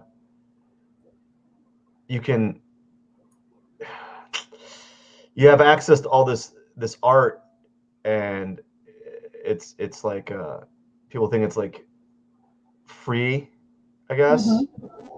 And it's very hard to navigate too. Like, you don't know what is free and what's not free, with a lot of services that are out there right now. Like, is this free? Like, it says it's free. Is this company legit? I don't know. Yeah. And so there's a lot of things, a lot of like confusion with that. How many commissions do you have going on right now? Well, let's see. Actually, right this moment, I am working on 7 pieces and then 3 patron pieces. Patron Pieces. I have a Patreon, and Patreon. yeah. And so for some of my patrons, what I will do every month is give I have a little thing to where I have they're selected, a little giveaway inside my Discord, and they can get a free sketch. Which is kind of as a thank you. So for it might be a delay on when they get it, but no. How's the Discord work? I just recently been acquainted to that, actually, and I I have saw. one, but like I don't even know what to do with it. I was like, I have a Discord. Here you go. I don't. What do I do? It was like chat. Yeah, it's pretty much just like an old chat room. Yeah. I use it to keep some of my art friends or my art buddies, or because I started doing the references, little drawing references that I have the artists like, here's my references, you guys want suggestions, here's a pack, trade over whatever you want to do with them. Mm-hmm. And so with that, they constantly getting little updates without being their email spam to death. Wow, it might be coming across robot. What's that? Am I coming across as like a robot? Are you sounding like a robot? Yeah. No. Are you hearing it in your headphones? Yeah, it's okay. Do they have like some audio distorter that you sound like a robot? No. I think it's probably just some of my little feedback, but it's okay. The patron is helpful because you get that one-on-one contact and interaction with clients. Patreon? No, the Discord. Discord. Okay. Right. With the Patreon, you can go and have them sign up. You can offer it at a certain tier. Well, I have it to all my tiers, so that way they can come in, they can talk to me, they can watch me stream when I'm drawing. But it is constant access, so that way I don't have to spam their email as much with like the updates or whatever. So it's like an immediate interaction for them, and they can meet other people, and they've been making connections and networking with each other as well. And I let them show their artwork. And so, and we have gaming discords where a bunch of us will just sit there and chat about things with games, hints, bugs, whatever. So Discord is awesome. I did see it, and I thought about it. I was like, should I click it? I don't know. Oh, mine? Yeah. I saw I set it up. Like, all I do is I don't have the level of fear as a lot of people have, which is good and bad, which means I'll do something without really thinking about it. Like, let's do a Discord and then let's see what happens. I'll sign up and I'll put it on my link tree, and I did, and it was like, well, there it is. Or like I saw someone has a buy me a coffee thing. Like, I'll just put that there and see what happens. I don't offer anything. I have a Patreon. I don't offer anything yet. The part of it is like, I'm sure you know as well as well, not you know this, like as an artist, like your time is already very thin, Yes, you know. yes. And so like I have a Patreon page, and I just haven't got the time to kind of set up like tiers. And I was like, what do I offer? Like, I don't even know. It's like, because the typical artist offer, like I think you do this, and some other artists, like, is like you get first preview of the work.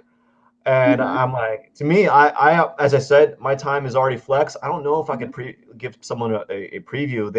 They're already going to see it anyways. Uh, so like that just seems like a whole step. Or like, I always thought that was kind of interesting to see how Patreon works. But I'm sorry, I kind of went on my own thing. It's all about you. Let's go about you. Yeah.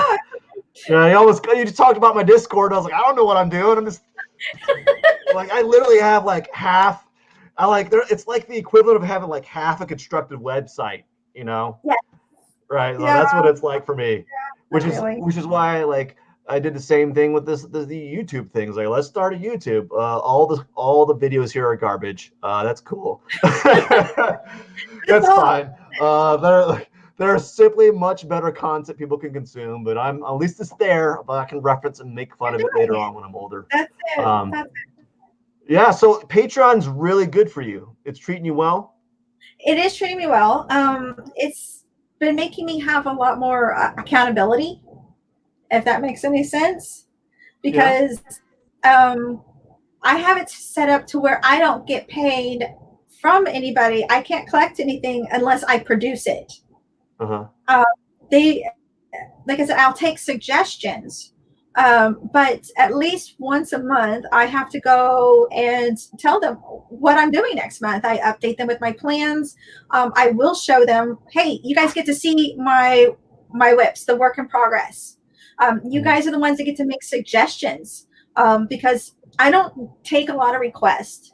Um, but suggestions I'll take almost from anybody. But my patrons is like, oh, you're throwing $2, $5 at me a month.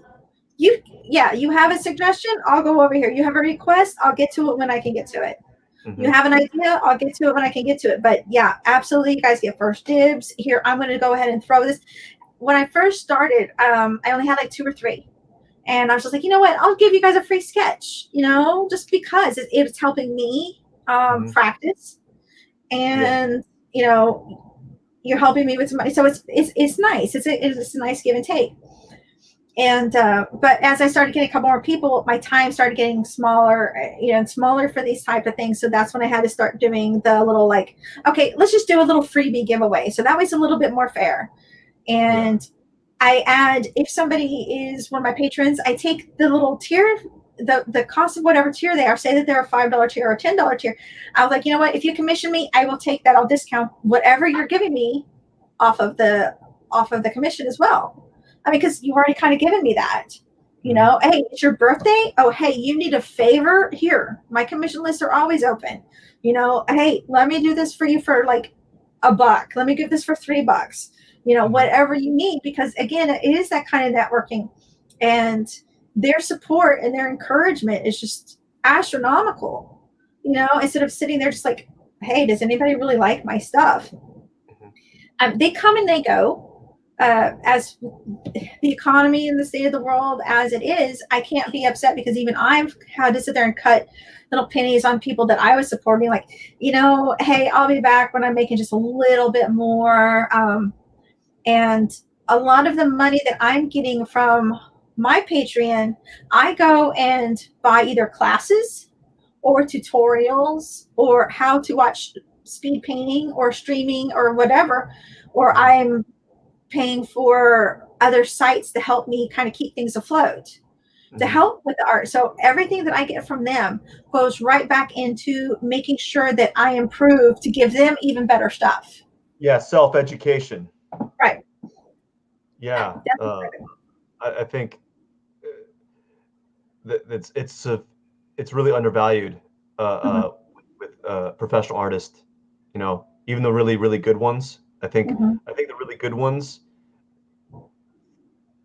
could stand to be more open-minded and study with people that they might think are lower than them on the skill level, but they might have something that they can't do. Right. You know, so I'm on board with that. You know, I'm actually doing that. You know, I don't think a lot of I think a lot of artists, kind of, like especially professional ones, are really proud and don't want to seek that type of Mm-hmm. external education.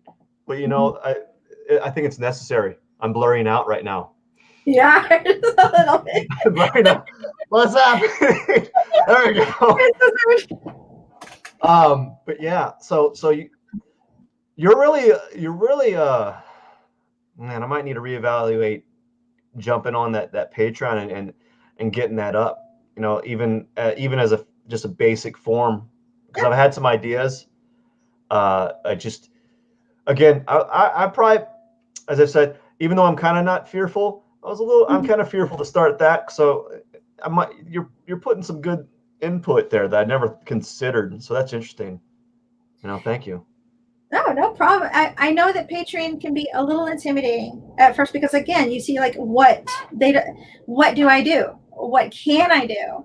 And so yeah, it's just if there's anything, if you don't even have tiers, you just kind of want to build it up. I always suggest to a lot of people start putting stuff on there. Even if you don't open any tiers, just start filling it up. Start making Yeah, little posts so that way you kind of get familiar with how the things kind of work or how they fit or how they float or how they follow and follow a couple other artists and just kind of see what they have. You don't even have to subscribe to anybody's tier just to follow them. And yeah, but I do suggest it for a lot of people, whether it's crafting, whether it's instructional videos. I've yeah, seen people that don't offer anything and just like, here, watch me paint. You're like, yeah, okay, I'll watch you paint. Maybe I'll learn something. And sure enough, you do, and you can. If you're willing, if people are willing to open up their minds and just kind of follow and just kind of look, like you said, if you just kind of look and see, maybe there's something different that somebody else is doing, and it's just like, oh my God, it's so simple. Why didn't I think of that? yeah. And it just elevates you just a little bit more. It's often like uh, um, a much simpler solution than we typically think. You know, Mhm. with regard to like improving, it could be just change this brush setting to this opacity, and boom. What? It's like, Why over those hours and hours of like looking up tutorials and how to's they didn't like say that? Well, there's a lot of like bad stuff on YouTube that like these really super professional artists have. Like, here's how I draw with these brushes, and they showed like, here's my brushes. mhm. Well, that's great. They're Yeah, there, and you said that you're going to show us how you made those brushes, and you just talked about how these are your brushes. What are yeah, the settings that you were talking about that you clickbaited me into? you yeah. know? Yeah, I know those tutorials very well. Like big name stars. I mean, in the art world too. And you're like, wait, I didn't learn anything from this except for now I feel really inferior because I'm not drawing on the, freaking Cine fucking 5,000 that's like 50-inch screen. So, Oh, no. do they have those? I don't watch a lot of them because for one, self-conscious, but also I would I don't know. Like I got to weigh out the value when I'm getting. If I watch this, am I going to learn something from it, or is it going to be like a wash? And like a lot of them can be very washy, and it's Yes. very hard. You won't know until you finish the video, though. Yeah, You and know? you won't because they'll be like, "Oh, how to draw more realistic hair," and they didn't teach you. You just watch them paint hair, and it's just like Yeah, yeah. I didn't learn They need anything. they need to define the settings, that they need to define what brush they're using, and if they made the brush themselves, they need to go through the settings of that Mhm. brush, especially if it's digital, and talk Mhm. through it, and then tell you how to save the brush, not how I'm drawing the hair, like. Mhm. And so I get it. Yeah. So Patreon is doing really well for you, and Mhm. you chatted up through Discord. Are there Right. any other things that you're doing that are working really good? I've just actually started working a little bit more on Twitter, trying to working a little bit more on my branding. It's starting to work, but just I'm I got an art station. I'm starting to pick up a little bit more things on art station as well. I just joined and started putting up pieces on InPrint as well. Imprint. Yes. InPrint, it's just a little like another place to try to buy pieces and things like that, or to sell some prints. But I'm I'm trying to go through and put myself out there in certain spots, kind of like casting my net just a little bit bigger. But while I'm going to these places to kind of check, I'm learning and I'm looking at other people's type of work to try to see like, is there anybody here that's just kind of like able to teach? Because now I'm at that point where I like you said, the tutorials and the how-to videos, they're not doing it as much anymore, Mm-hmm. and because again, a lot of those are just the clickbaits. I'm watching somebody else draw and they didn't really explain anything. Um, but other than just, I'm at that weird stage right now, just putting myself out there. I haven't found What's another medium, huh? what's really hard about, like, when you expand your net, right? What I've experienced is, like, when you expand your net, it I don't know if you experience this, but for me, it is incredibly hard to uh, add that extra time of work to kind of put that extra content out, right? Yeah.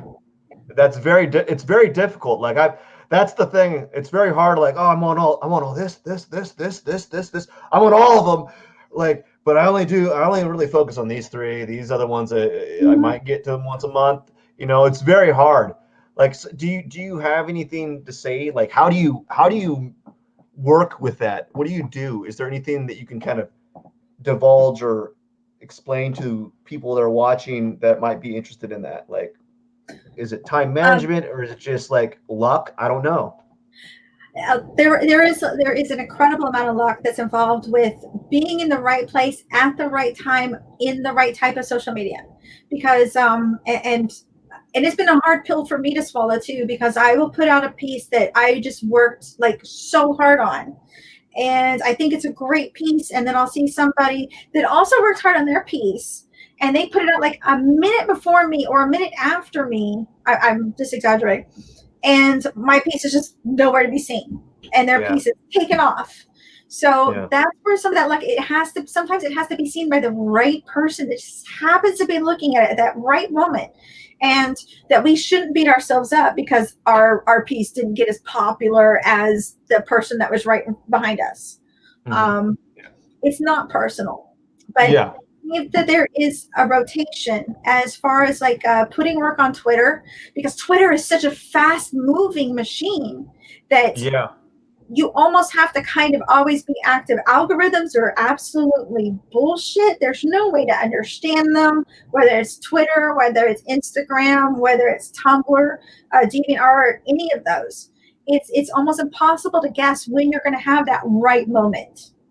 And then there's different tagging rules and there's all that different stuff. And then, if you go and get one of those auto posters, you have to pay for it. Sometimes it's the younger artists, just like, I don't have $4.99 a month to spend on something that's going to post my work. it's not So even auto poster. You basically just backload it, and then it yeah, does it for you at a certain time. So you're sometimes. still doing the work. It just you're Yeah, not yeah, necessarily having to stop the day, and then right. you know Yeah. But I would say for a lot of people to rotate it. Don't go and put, like you did one piece. Don't worry about going and putting it on each one of the medias at the same day. Mhm. Go and put it on Twitter one day, especially if it's one of those prompt events or it's a theme event. Put it on that day. But, and then the next day, go and put it on Instagram. And the next day, go and put it on another one. So that way, when somebody that next day, if you put it on all the, I saw that already, they're not going to bother with it, because they just saw it over on Instagram. So Twitter, Yeah. oh, okay, whatever, or so if you spread it out like the next day, oh yeah, I saw that piece yesterday on such and such. I really liked it. They retweet or they leave a like or what have you. But so staggering is a good trick. That's what I found, because that way I'm not oversaturating all my friends with it, because one of the things with Tumblr and a lot of people like, oh, Tumblr, but what's bad about Tumblr? that it's Tumblr. It's Tumblr. That's what it is. That's what... Tumblr. But one of the things that's bad in the art world with that is that if you do a post and you post some work, and one friend sees it, you kind of still travel in the same circle. So if 20 of your friends saw your work and 20 of them reblogged it, that means your other friends just saw it 21 times. And then they're kind of like, they're desensitized to it by then. So, and then you go and you put it on Twitter, or you go and put it on Instagram, and they're like, okay, seen it. And then it's just like with a Tumblr, with Twitter, it's, everybody talks about the retweets versus the likes, What I found out with Twitter is you can turn off seeing people's retweets, but you can't really turn off people's likes as easy. So the retweets sometimes, it's like, even if I have a friend that I love them to death, but I have their retweets turned off because maybe they retweet a lot, I won't see those other artists' work, or somebody may not see my work because they have their retweets taken off. But if they hit like, then it's okay. They're going to see, oh, so-and-so liked this, so-and-so liked that. But on like places like Tumblr, the likes don't get seen. It's the sending it back out, the reblogs that people want. So it's really confusing, and a lot of people don't have the patience to kind of balance all of those. So that's one of the other reasons that I say stagger and just be patient with where you're putting it out, how often that you're putting it out. Don't get discouraged. On Twitter, go out there and interact with people. Show them art, show them a whip, because Twitter goes a lot faster. I've actually stopped showing a lot of my work in progress in public places. Excuse me. Because it started feeling, and I was talking to a friend, and it made sense that it started feeling like it lost the oomph when they saw the work in progress, and then they see the finished piece. So it's like, if it's cropped, okay, I'll put it out because I'm not putting out the full thing. Here's a little taste. And it's just, it's hard. It's really hard to try to figure out, because the social media is always changing. The algorithm is always broken. People's like or interest, and you never know. You could be putting out some beautiful work, and some world-changing event happens. Your stuff is going to get lost in the wash of it. Sorry. You should drink some Nuka-Cola. Well, it's just gamer fuel. I'll be okay. That's not Nuka-Cola. You got to put that away. Quantum Cola. You got to get that XP. But sorry, I haven't talked this much in a while, so you got to forgive me. I get that. I've been doing that a lot lately, and I've been getting the same thing. That's why I have water near me. Yeah. I've been doing a lot of talking, partially because of this. Yeah. Partially because I've been doing other things that involved me to talk. But yeah, it's tough. It's tough for everybody out there, and especially right now, a lot of people are feeling a lot of things, and the artwork. I think a lot of people are extra sensitive right now to how their artwork or their writing or anything creative is being received. because they feel that little bit of a sting because we're already kind of hurting right now. And then when we're kind of not getting the reaction that we wanted as we're putting a piece of ourselves out there and it's not being received, I think that the wounding feels a little bit more real than what it is. And we just kind of have to remember that, you know, things are wonky and that it's okay. It has no reflection on us personally if, you know, things aren't being picked up as much as we would like. If people aren't buying this, you know, sticker or this badge, or people aren't wanting to sit there and you know, get the commissions and things like that. It's hard. It's hard. I wish that I could put it more elegantly. Yeah. But I don't know. I try to tell my friends, just hang in there. Just keep doing it, because one of these days it'll be over and you'll be like, oh, why didn't I just try harder? Because you were scared, or you were scared of rejection, or you let the rejection that was happening be personal. Are you having some friends right now that are they're scared? Oh, well, yeah. I mean, tons of them. But I also have some friends that are now taking this moment to be braver. So I've got some that are being a little bit more scared, and I've got people that are being a little bit braver because they're like, well, what else have I got to lose? You know, I'm just sitting here just doing nothing. I'm angry. You know, this is helping me. So this is what I'm going to do. And it is helping them. Yeah.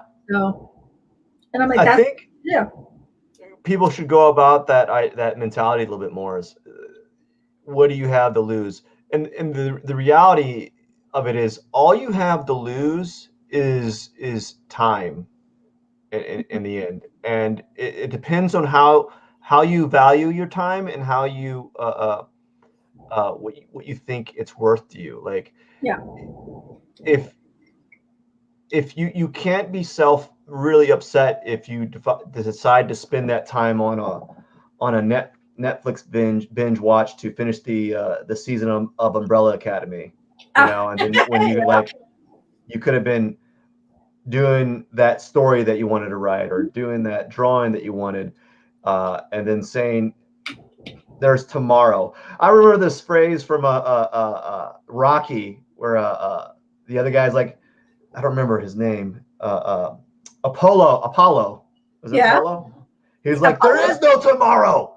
And he's like, I'll do it tomorrow. There is no tomorrow. And he was like, right. And I think that's true, man. You gotta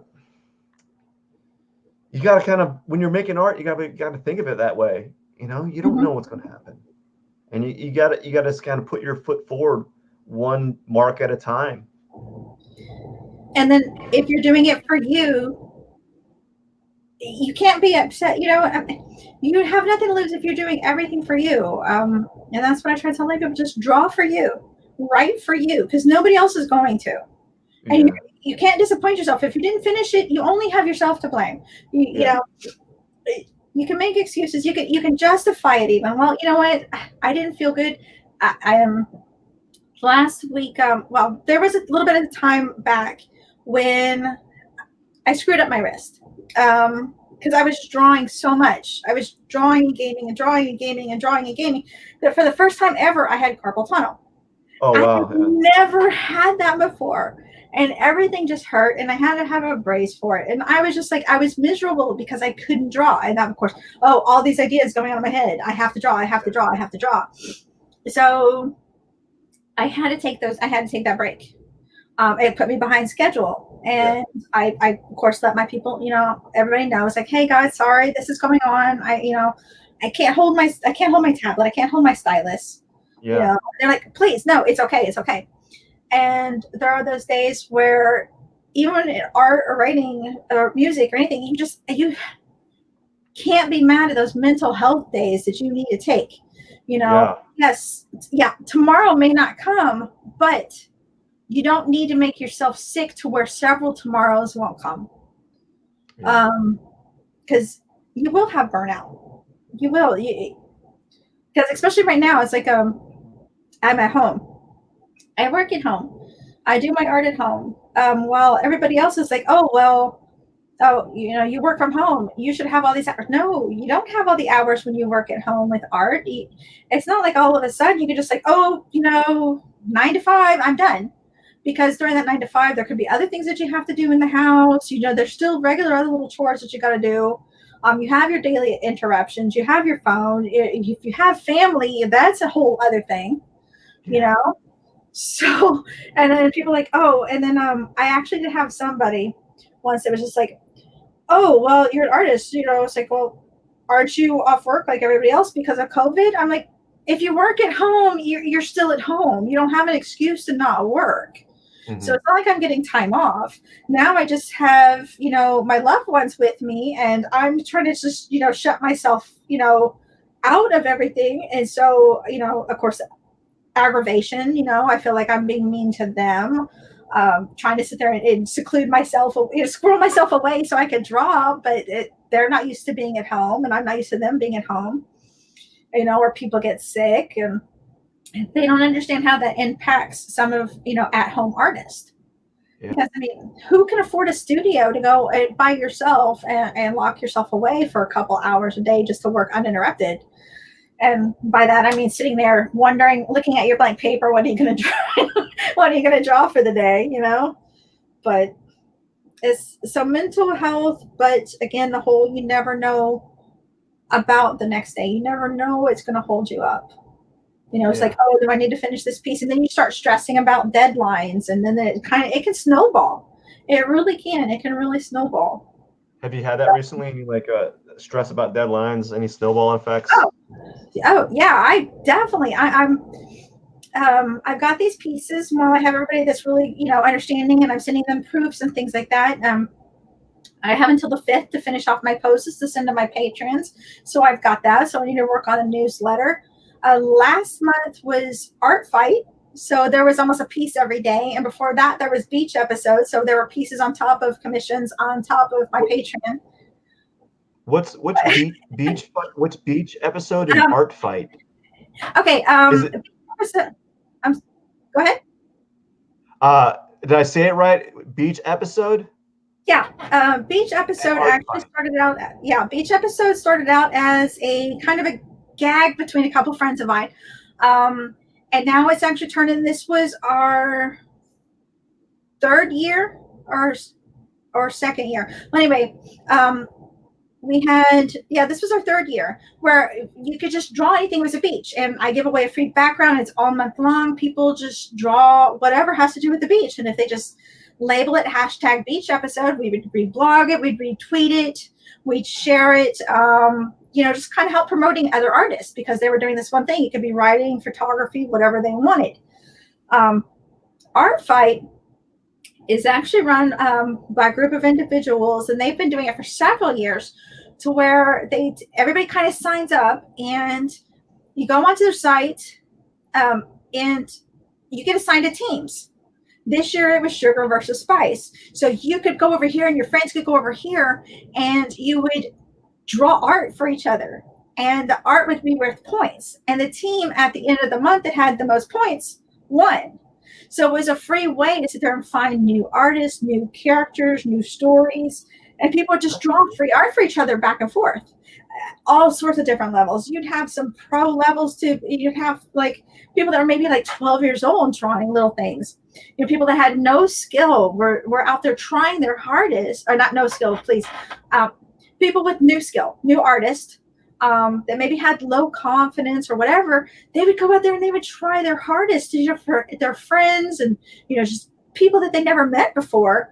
Yeah. And you'd have people it's like super skill level, just draw pieces back for them for free. So it's kind of like a free art exchange, but it was all month. That's cool. Yeah. It's really nice. I've made some really nice friends through that.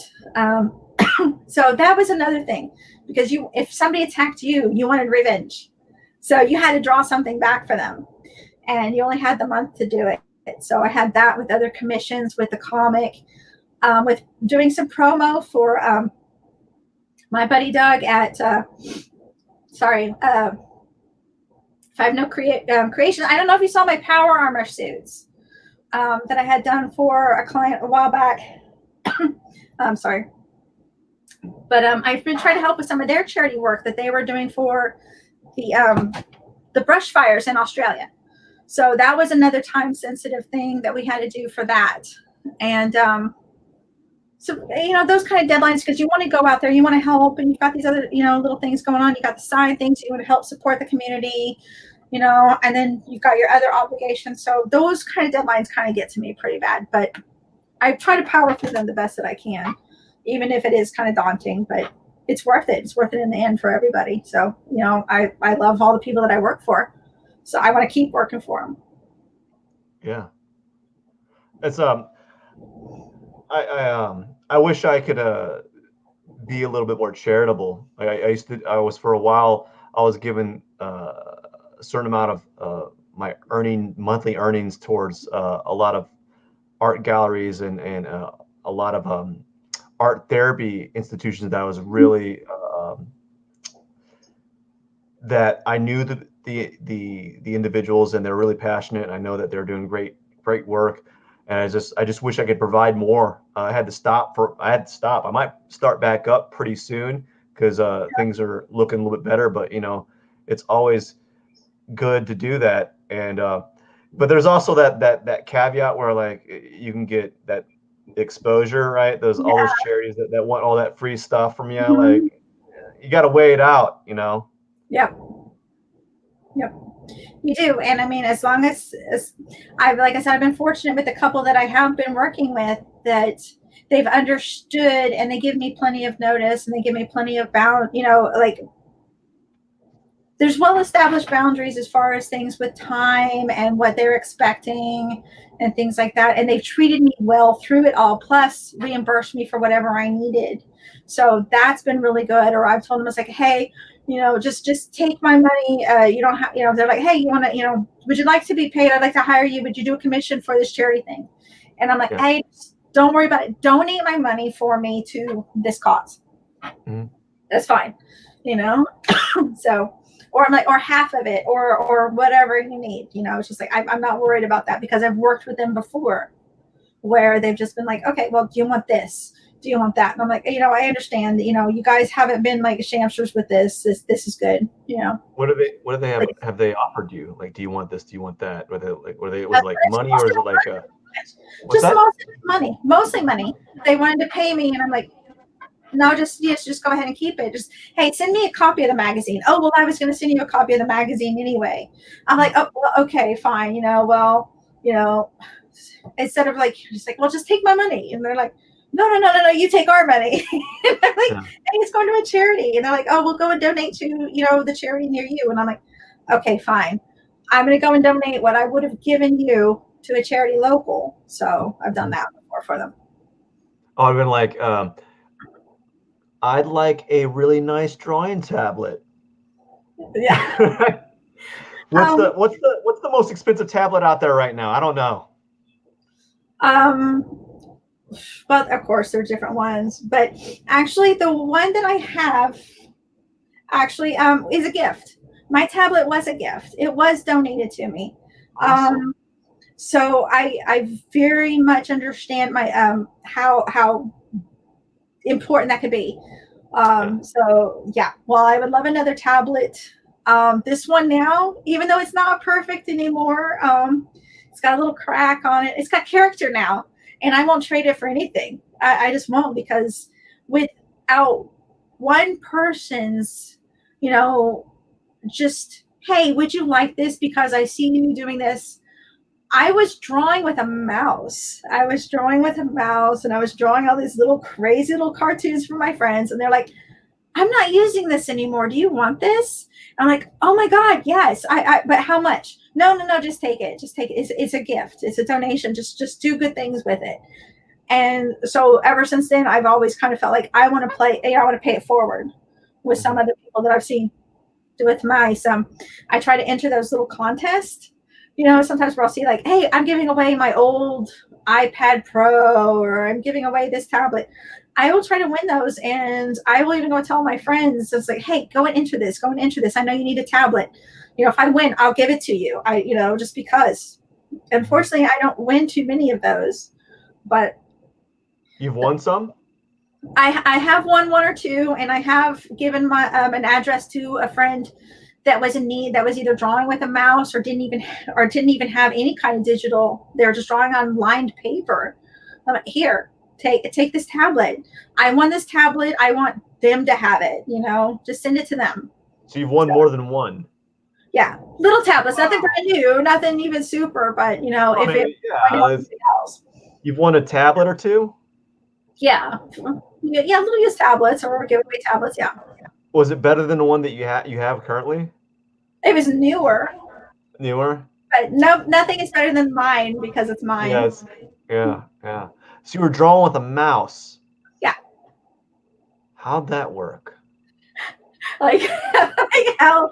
Oh my god, it was so janky. It really, it was so janky. Wow. What? So why were you drawing with a mouse? Like, why? That's all I had. That's all you had? That's all I had. And you were was it on like a drawing program or like MS Paint? No, it was on a drawing program. It was JASIC at the time. Corel had a program. And when one of my friends saw me trying to draw with a mouse and they learned, they're like, hey, because I was just doing colors. I couldn't do any line work or anything really. And then they introduced me to another program, SAI. And they said, well, you can go in and adjust and move lines. And so I would go and I would draw these lines and I would click it over to where I could kind of manipulate the little lines where I needed them if I messed up drawing with a mouse. And I would try to color in the lines like I was in a coloring book. And those were my drawings. Yeah. How long do you think it took you to make a drawing in that fashion? Oh God, it would probably take me like a full day just to do a little tiny little figure, just trying to move one little line at a time. And it was so bad that there was one time that I was just drawing all these little kitties, these little super deformed creatures. None of them were good. And then one day I sat down and I tried a really elaborate piece. I put so much effort into this. It took me like months to do this piece. And I remember one time I was on DeviantArt and I tried to submit this one to a group. And they were like, no, we don't believe you did this because it doesn't look like any of your other pieces. Mm-hmm. And I was like, but it is mine, And they're like, well, send us proof. And I'm like, how am I supposed to send you proof that it was mine? Because I didn't save things in progress. I just saved over and saved over and saved over. Yeah. And I was just so upset by being told that my work wasn't my work because it was too good. I went out and bought all those how to draw manga, how to draw anime books. And I would just have it there next to me, trying to sit there and learn and using this mouse and everything like that. And it just lit a fire under me that I was never going to have anybody ever tell me that again. Yeah. And I said, I'm going to be the best damn mouse drawer that I can ever be. Yeah. And so then that's when I kept going and I kept going with it. But the style was still kind of similar to what I had, going on still to this day a little bit. But ever since then, I've saved on 5 or 6 different times. It's like save 1, save 2, save 2.2, save 3, final maybe, completed. Because I wanted to have those things at different things. But yeah, it would take me forever to draw with a mouse. It would. I still admire when I see people still doing it today because they don't have the equipment. Mm-hmm. It happens. But so I feel their pain. I feel their pain. I go make sure to tell them what a good job they're doing. Yeah. And DeviantArt's still they're still going? It's still a cesspool. It's an overpopulated cesspool, and DeviantArt can delete my account for saying that if they want to. That would be doing me a favor. I mean, I remember I tried. I still have an account with them, and I remember trying to. I was like, I should go back there and upload some stuff. And I was like, they make it really hard to upload things. That's what I remember. I was like, this is I remember having to do this back in the day. Why is it like this still? They need to go back and fix that. Why can't I just upload it like how things are uploaded today? They had all these little blocks. I don't remember what they had. I just remember that it was not easy to do it. And it's still not. It's out of date. It's overpopulated. It's it's not living up to what its potential could have been. Why is it accessible? It's just again, it's just art theft. It's almost impossible to sit there. Like you could go on there and you see fake accounts, people pretending to be other artists. Oh wow! There and taking people's commissions, and you have people on there that are telling people that you shouldn't be charging more than $3 for that because nobody's going to buy it, or this, that, and the other. And it's a very cutthroat. It's just not. It's just not a nice place to be, and it can really destroy a lot of young artists' confidence. Yeah. Being constantly bombarded with all this other stuff, and then you're told that your stuff isn't good enough. And like the price points and the devaluation of art. It devalues really quickly there because of the market. Yeah. So like I'm just astounded that it's still if it's so toxic, like people are so hateful there, like why be there, And a lot of people have left. It's almost like the first step, if that makes any sense. First step of what? Of just trying to get out there. You do find a lot of younger artists there. Yeah, I haven't been there for a while, but I remember those. They had a really good artist there, and I was like, wow, these are really good artists, and they're astounding. Mm-hmm. And then it's like, how do they do it? Like all of it's digital, though. They had all these skills, and then you're like, I didn't realize it was that like I didn't really go that far into that forum or that platform, I posted some traditional artwork, not that good, just some, and joined some groups, but I was like the way that the groups were set up there, they just seemed really inconvenient to kind of function in there. Mm-hmm. And I can't. So that sounds interesting that you tried posting something, they kind of like just blocked you. Yeah, it's just I'm just saying they can. It's just it's. But that back then, like I said, it was way back then, and it didn't fit the rest of my artwork. So I'm sure that they, could have said just like, okay, well, it wasn't them. It was a group. Like I said, not a little group itself. But and looking back, I can kind of see that. But I'm just like, hey, I really did work really hard on this. Yeah. So. But again, I'm just one of those people. You tell me no, I'm going to come back twice as hard. So, It's almost like they don't understand that artists evolve. Mm-hmm.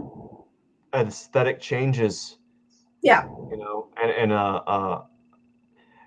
I guess a lot of artists, they have a certain aesthetic, and if you veer off that, they don't believe it's yours, maybe, or something. I don't know.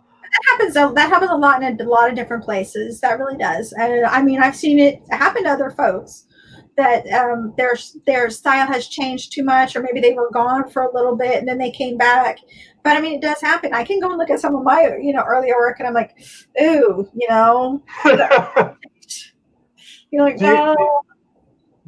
Do you have like a little bitty file of old like drawings you did as a kid? You're like, oh, that's really yeah, I do. I mean, not even as a kid, like even like I can go back to 99 where I didn't know how to draw. I would just like, I look at some of these and I'm like, where's her nose? I didn't even draw her nose. I mean, what happened here? This is not how eyes look. Which way are they looking? How are you moving? Bodies don't work like that. So yeah. Yeah. If I think about it, if I think about old drawing, I think a nose is like a vertical line with two little circles, and maybe like a half circle for the two half circles for the nostrils. Yeah. Like there's little arcs. Like, what is that? This is just like a little it's fun showing that stuff. I mean, if famous artists can get away with drawing superheroes with one nostril, then I think everybody in the nose game is fine. Draw the noses how everyone. Who does that? I don't want to bring it up. I'll have to share it later privately. There's artists that don't have one There's one nostril. artist. There's one I thought that's artist like that anime stuff, though. Maybe no. I'll have to share it with you. there's one artist, I forgot, is it either Jim Lee or Rob Liefeld who gets a lot of trash talk for have like little bitty petite feet, right? Liefeld. Yeah. He doesn't draw feet. No, but he's gotten better, and we have to give him some credit that yes, he has improved. But that's why I try to tell a lot of people that don't want to draw hands, that don't want to draw feet. Even Liefeld drew feet. Just draw feet. You can't do any worse than early Liefeld. Yeah. You can't. Just do it. It doesn't matter if the hand is wonky. It doesn't matter if the foot is wonky. It doesn't matter if they have no, eyebrows. Just go back and look at some of your heroes. Go back and look at their earlier work. Somebody got paid for that. You could too. Just do it. It's a testament. I mean, Liefeld, he was like 90s comics, right? Like he set the standard. He may not have been the best, but from my understanding, he was one of the fastest. Yeah. And in comics, from my understanding, I don't do comics, but I know in like that field at the time, or even still, it's how fast. Yeah. How fast. And so those mistakes were going to happen. And at that time, nobody was looking for those. We weren't as hypercritical back then as we are now. Yeah. So people just enjoy it. It was material that was consumed and then gone. That's how comics are. It wasn't like, people didn't pay that much attention until they were really looking for it. Yes, we understand that especially with the comic book artists, that the wasp-waisted woman, come on, nobody's legs are that long. That should be a medical condition. But again, it was consumed, it was gone. They made money, so nobody else should ever be afraid that their anatomy isn't right. Yeah. Go and screw that bobby up. Go and make that impossible backbone. At least you're doing something. At least you're trying. Yeah. I remember his faces were always like they all had scowl lines or whatever. Like what are those? What is that? Like every face was like that. Like I'm happy right now. Yeah. Everyone had everybody had to take the dynamic dump face. That's what it was. That's what it was. They're like, oh, yeah. Okay, that's good. I get that. Oh yeah. Interesting. How do we get the comics? I don't remember. Oh, DeviantArt. Just the whole thing about people trying. That's it. Yeah. Just go try. There's no excuses for not trying. Pretty much. Yeah. That's it. You never know. That's it. Just make it for you. It doesn't matter if you think it's bad or if you think it's great. Just love it. It's a piece of you that you're putting out there. That's it. And honestly, if you make art for your friends, like they're gonna ever say no, thank you, this is ugly. They're gonna be ecstatic that you made a picture of their dog or their favorite character from a movie or whatever. They're gonna love it. It wouldn't matter. So just people recognize when you put love and emotion and feel and effort into a piece. Yeah. People can feel that. Do you ever give your friends like gag drawings, like you do like a little quick sketch? You're like, I made this for you. All the time. There are so many that I just be like, no. I get people that are just like, hey, you should draw this character in this, draw this. And I'm like, oh, this is horrible. I have to. And I just start drawing it. And we're all like over here giggling like a bunch of like perverted 12-year-olds, because this is the funniest, dumbest picture we've ever seen in our entire life. Put it on your fridge, Yeah, that's it. I want to hang it on your fridge. That's it. Put it up there. So, all right, Charo. Oh, wait.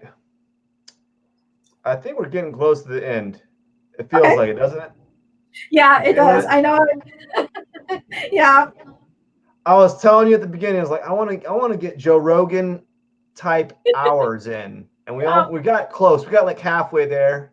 halfway. You know, we're not there yet, and I don't think we can filibuster much more. But although I think it was a really good conversation, Oh, uh, absolutely. I learned a lot. Actually, I wrote some stuff down. I got to revisit Patreon a little bit. Yeah. Let's do like one closing thing, Okay. if you'd like. What advice could you give to anyone, be they artists, writers, creatives, either they're older, younger, same age as you, what advice can you bestow upon them? What advice can you give to them that through your experiences uh, that you feel will give them a leg up? This is easy. I can't preach this enough, but my biggest thing is when people call, you're selling yourself. And every time that you put out anything of yourself, whether it's a photo or a writing or a script, the second that you tell somebody that your stuff is like, oh, this is bad. I'm sorry for my ugly work. I'm sorry this sucks. Blah, blah, blah. Oh, I'm so bad at this. People are going to buy that. People are going to buy what you're selling them. And Mm-hmm. eventually, if you keep saying that and putting down your own work, people are going to start to believe that. It's like, oh, oh, this is shit here. I'm sorry, I'm bad. I'm sorry, I'm bad. People are going to start to believe, okay, well, their work is shit. Their work is bad because they're going to hear that. So you're selling yourself short the minute that you say that. Even if you think in the back of your head that you're bad, if you think at the front of your head that you're bad, don't ever let those words fall from your tongue because you are selling it. You wouldn't go and tell somebody if you were selling a house, oh, this is a shitty house. I'm sorry. Don't buy it. You don't want this. Oh, this is a shitty car. It could be a beautiful car.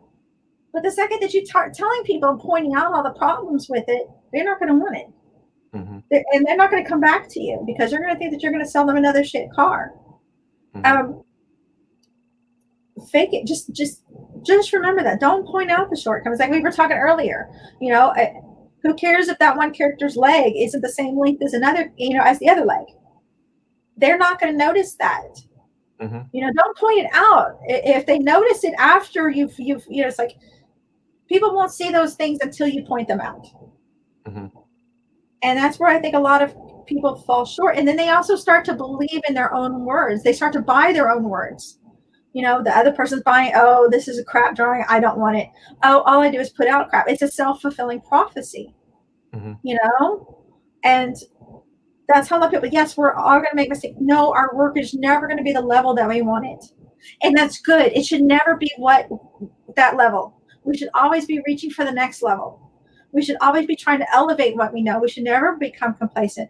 Don't sit there and think, I made the best piece of my life. Try to make the next best piece of your life. Even if it didn't turn out, the next one's still out there. It's still out there. That wasn't your only piece. That wasn't your only, acting gig. That wasn't your only painting. There's still more paints. Don't be afraid to make mistakes because screw it. That whole, it's like, oh, there's, only happy accidents or what is it? There's no mistakes, only happy accidents or whatever. Possibly, yeah. That may be the phrase. Don't even think about that. It's just keep going. You learned from it. You learned that didn't work. Just keep doing it again. Find out why it didn't work. If you can't figure out why it didn't work, screw it. Keep on doing that why it didn't work and keep making it until it does work. I don't know if that makes any sense, but eventually they'll get there. So don't sell yourself short to somebody else because, you're going to teach them how to treat you. They're going to buy that. They're going to buy the words that are coming out of your mouth.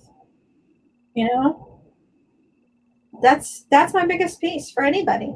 And I have to tell myself that all the time too. Even when I was like, oh, this is a quick doodle.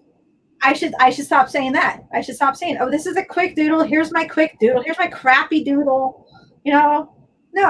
Hey, this was a fun idea here. Somebody else, they could just think that I spent 5 minutes on it. Somebody could think I spent, 5 days on it. It doesn't matter at the end of the day. I still did it. Yeah. So That's my biggest. That's my one advice, and I wish a lot of people would have told me when I was first trying that I was selling myself short, and therefore I was letting people were believing it. So people will buy what you're trying to sell them. Very good words of advice, Charo. Charo, thank you very much for your time. Really appreciate it. This is really fun, actually. I had a good conversation. I'm I learned a glad. I have. lot. Thank you. Where can everyone find you? Twitter is going to be the best place to find me. Charo_Miami. I'm there. I'm constantly. It's the best place. It's the fastest updates. I'm always there. I'm very easy to find. Pink hair, making a stupid face with my stylist. You can't miss me. Flamingos, flamingos, flamingos. So. All right. All right. Well, thank you, Charo. No, I thank really you. appreciate it. It's been great. But I feel that we must cut it.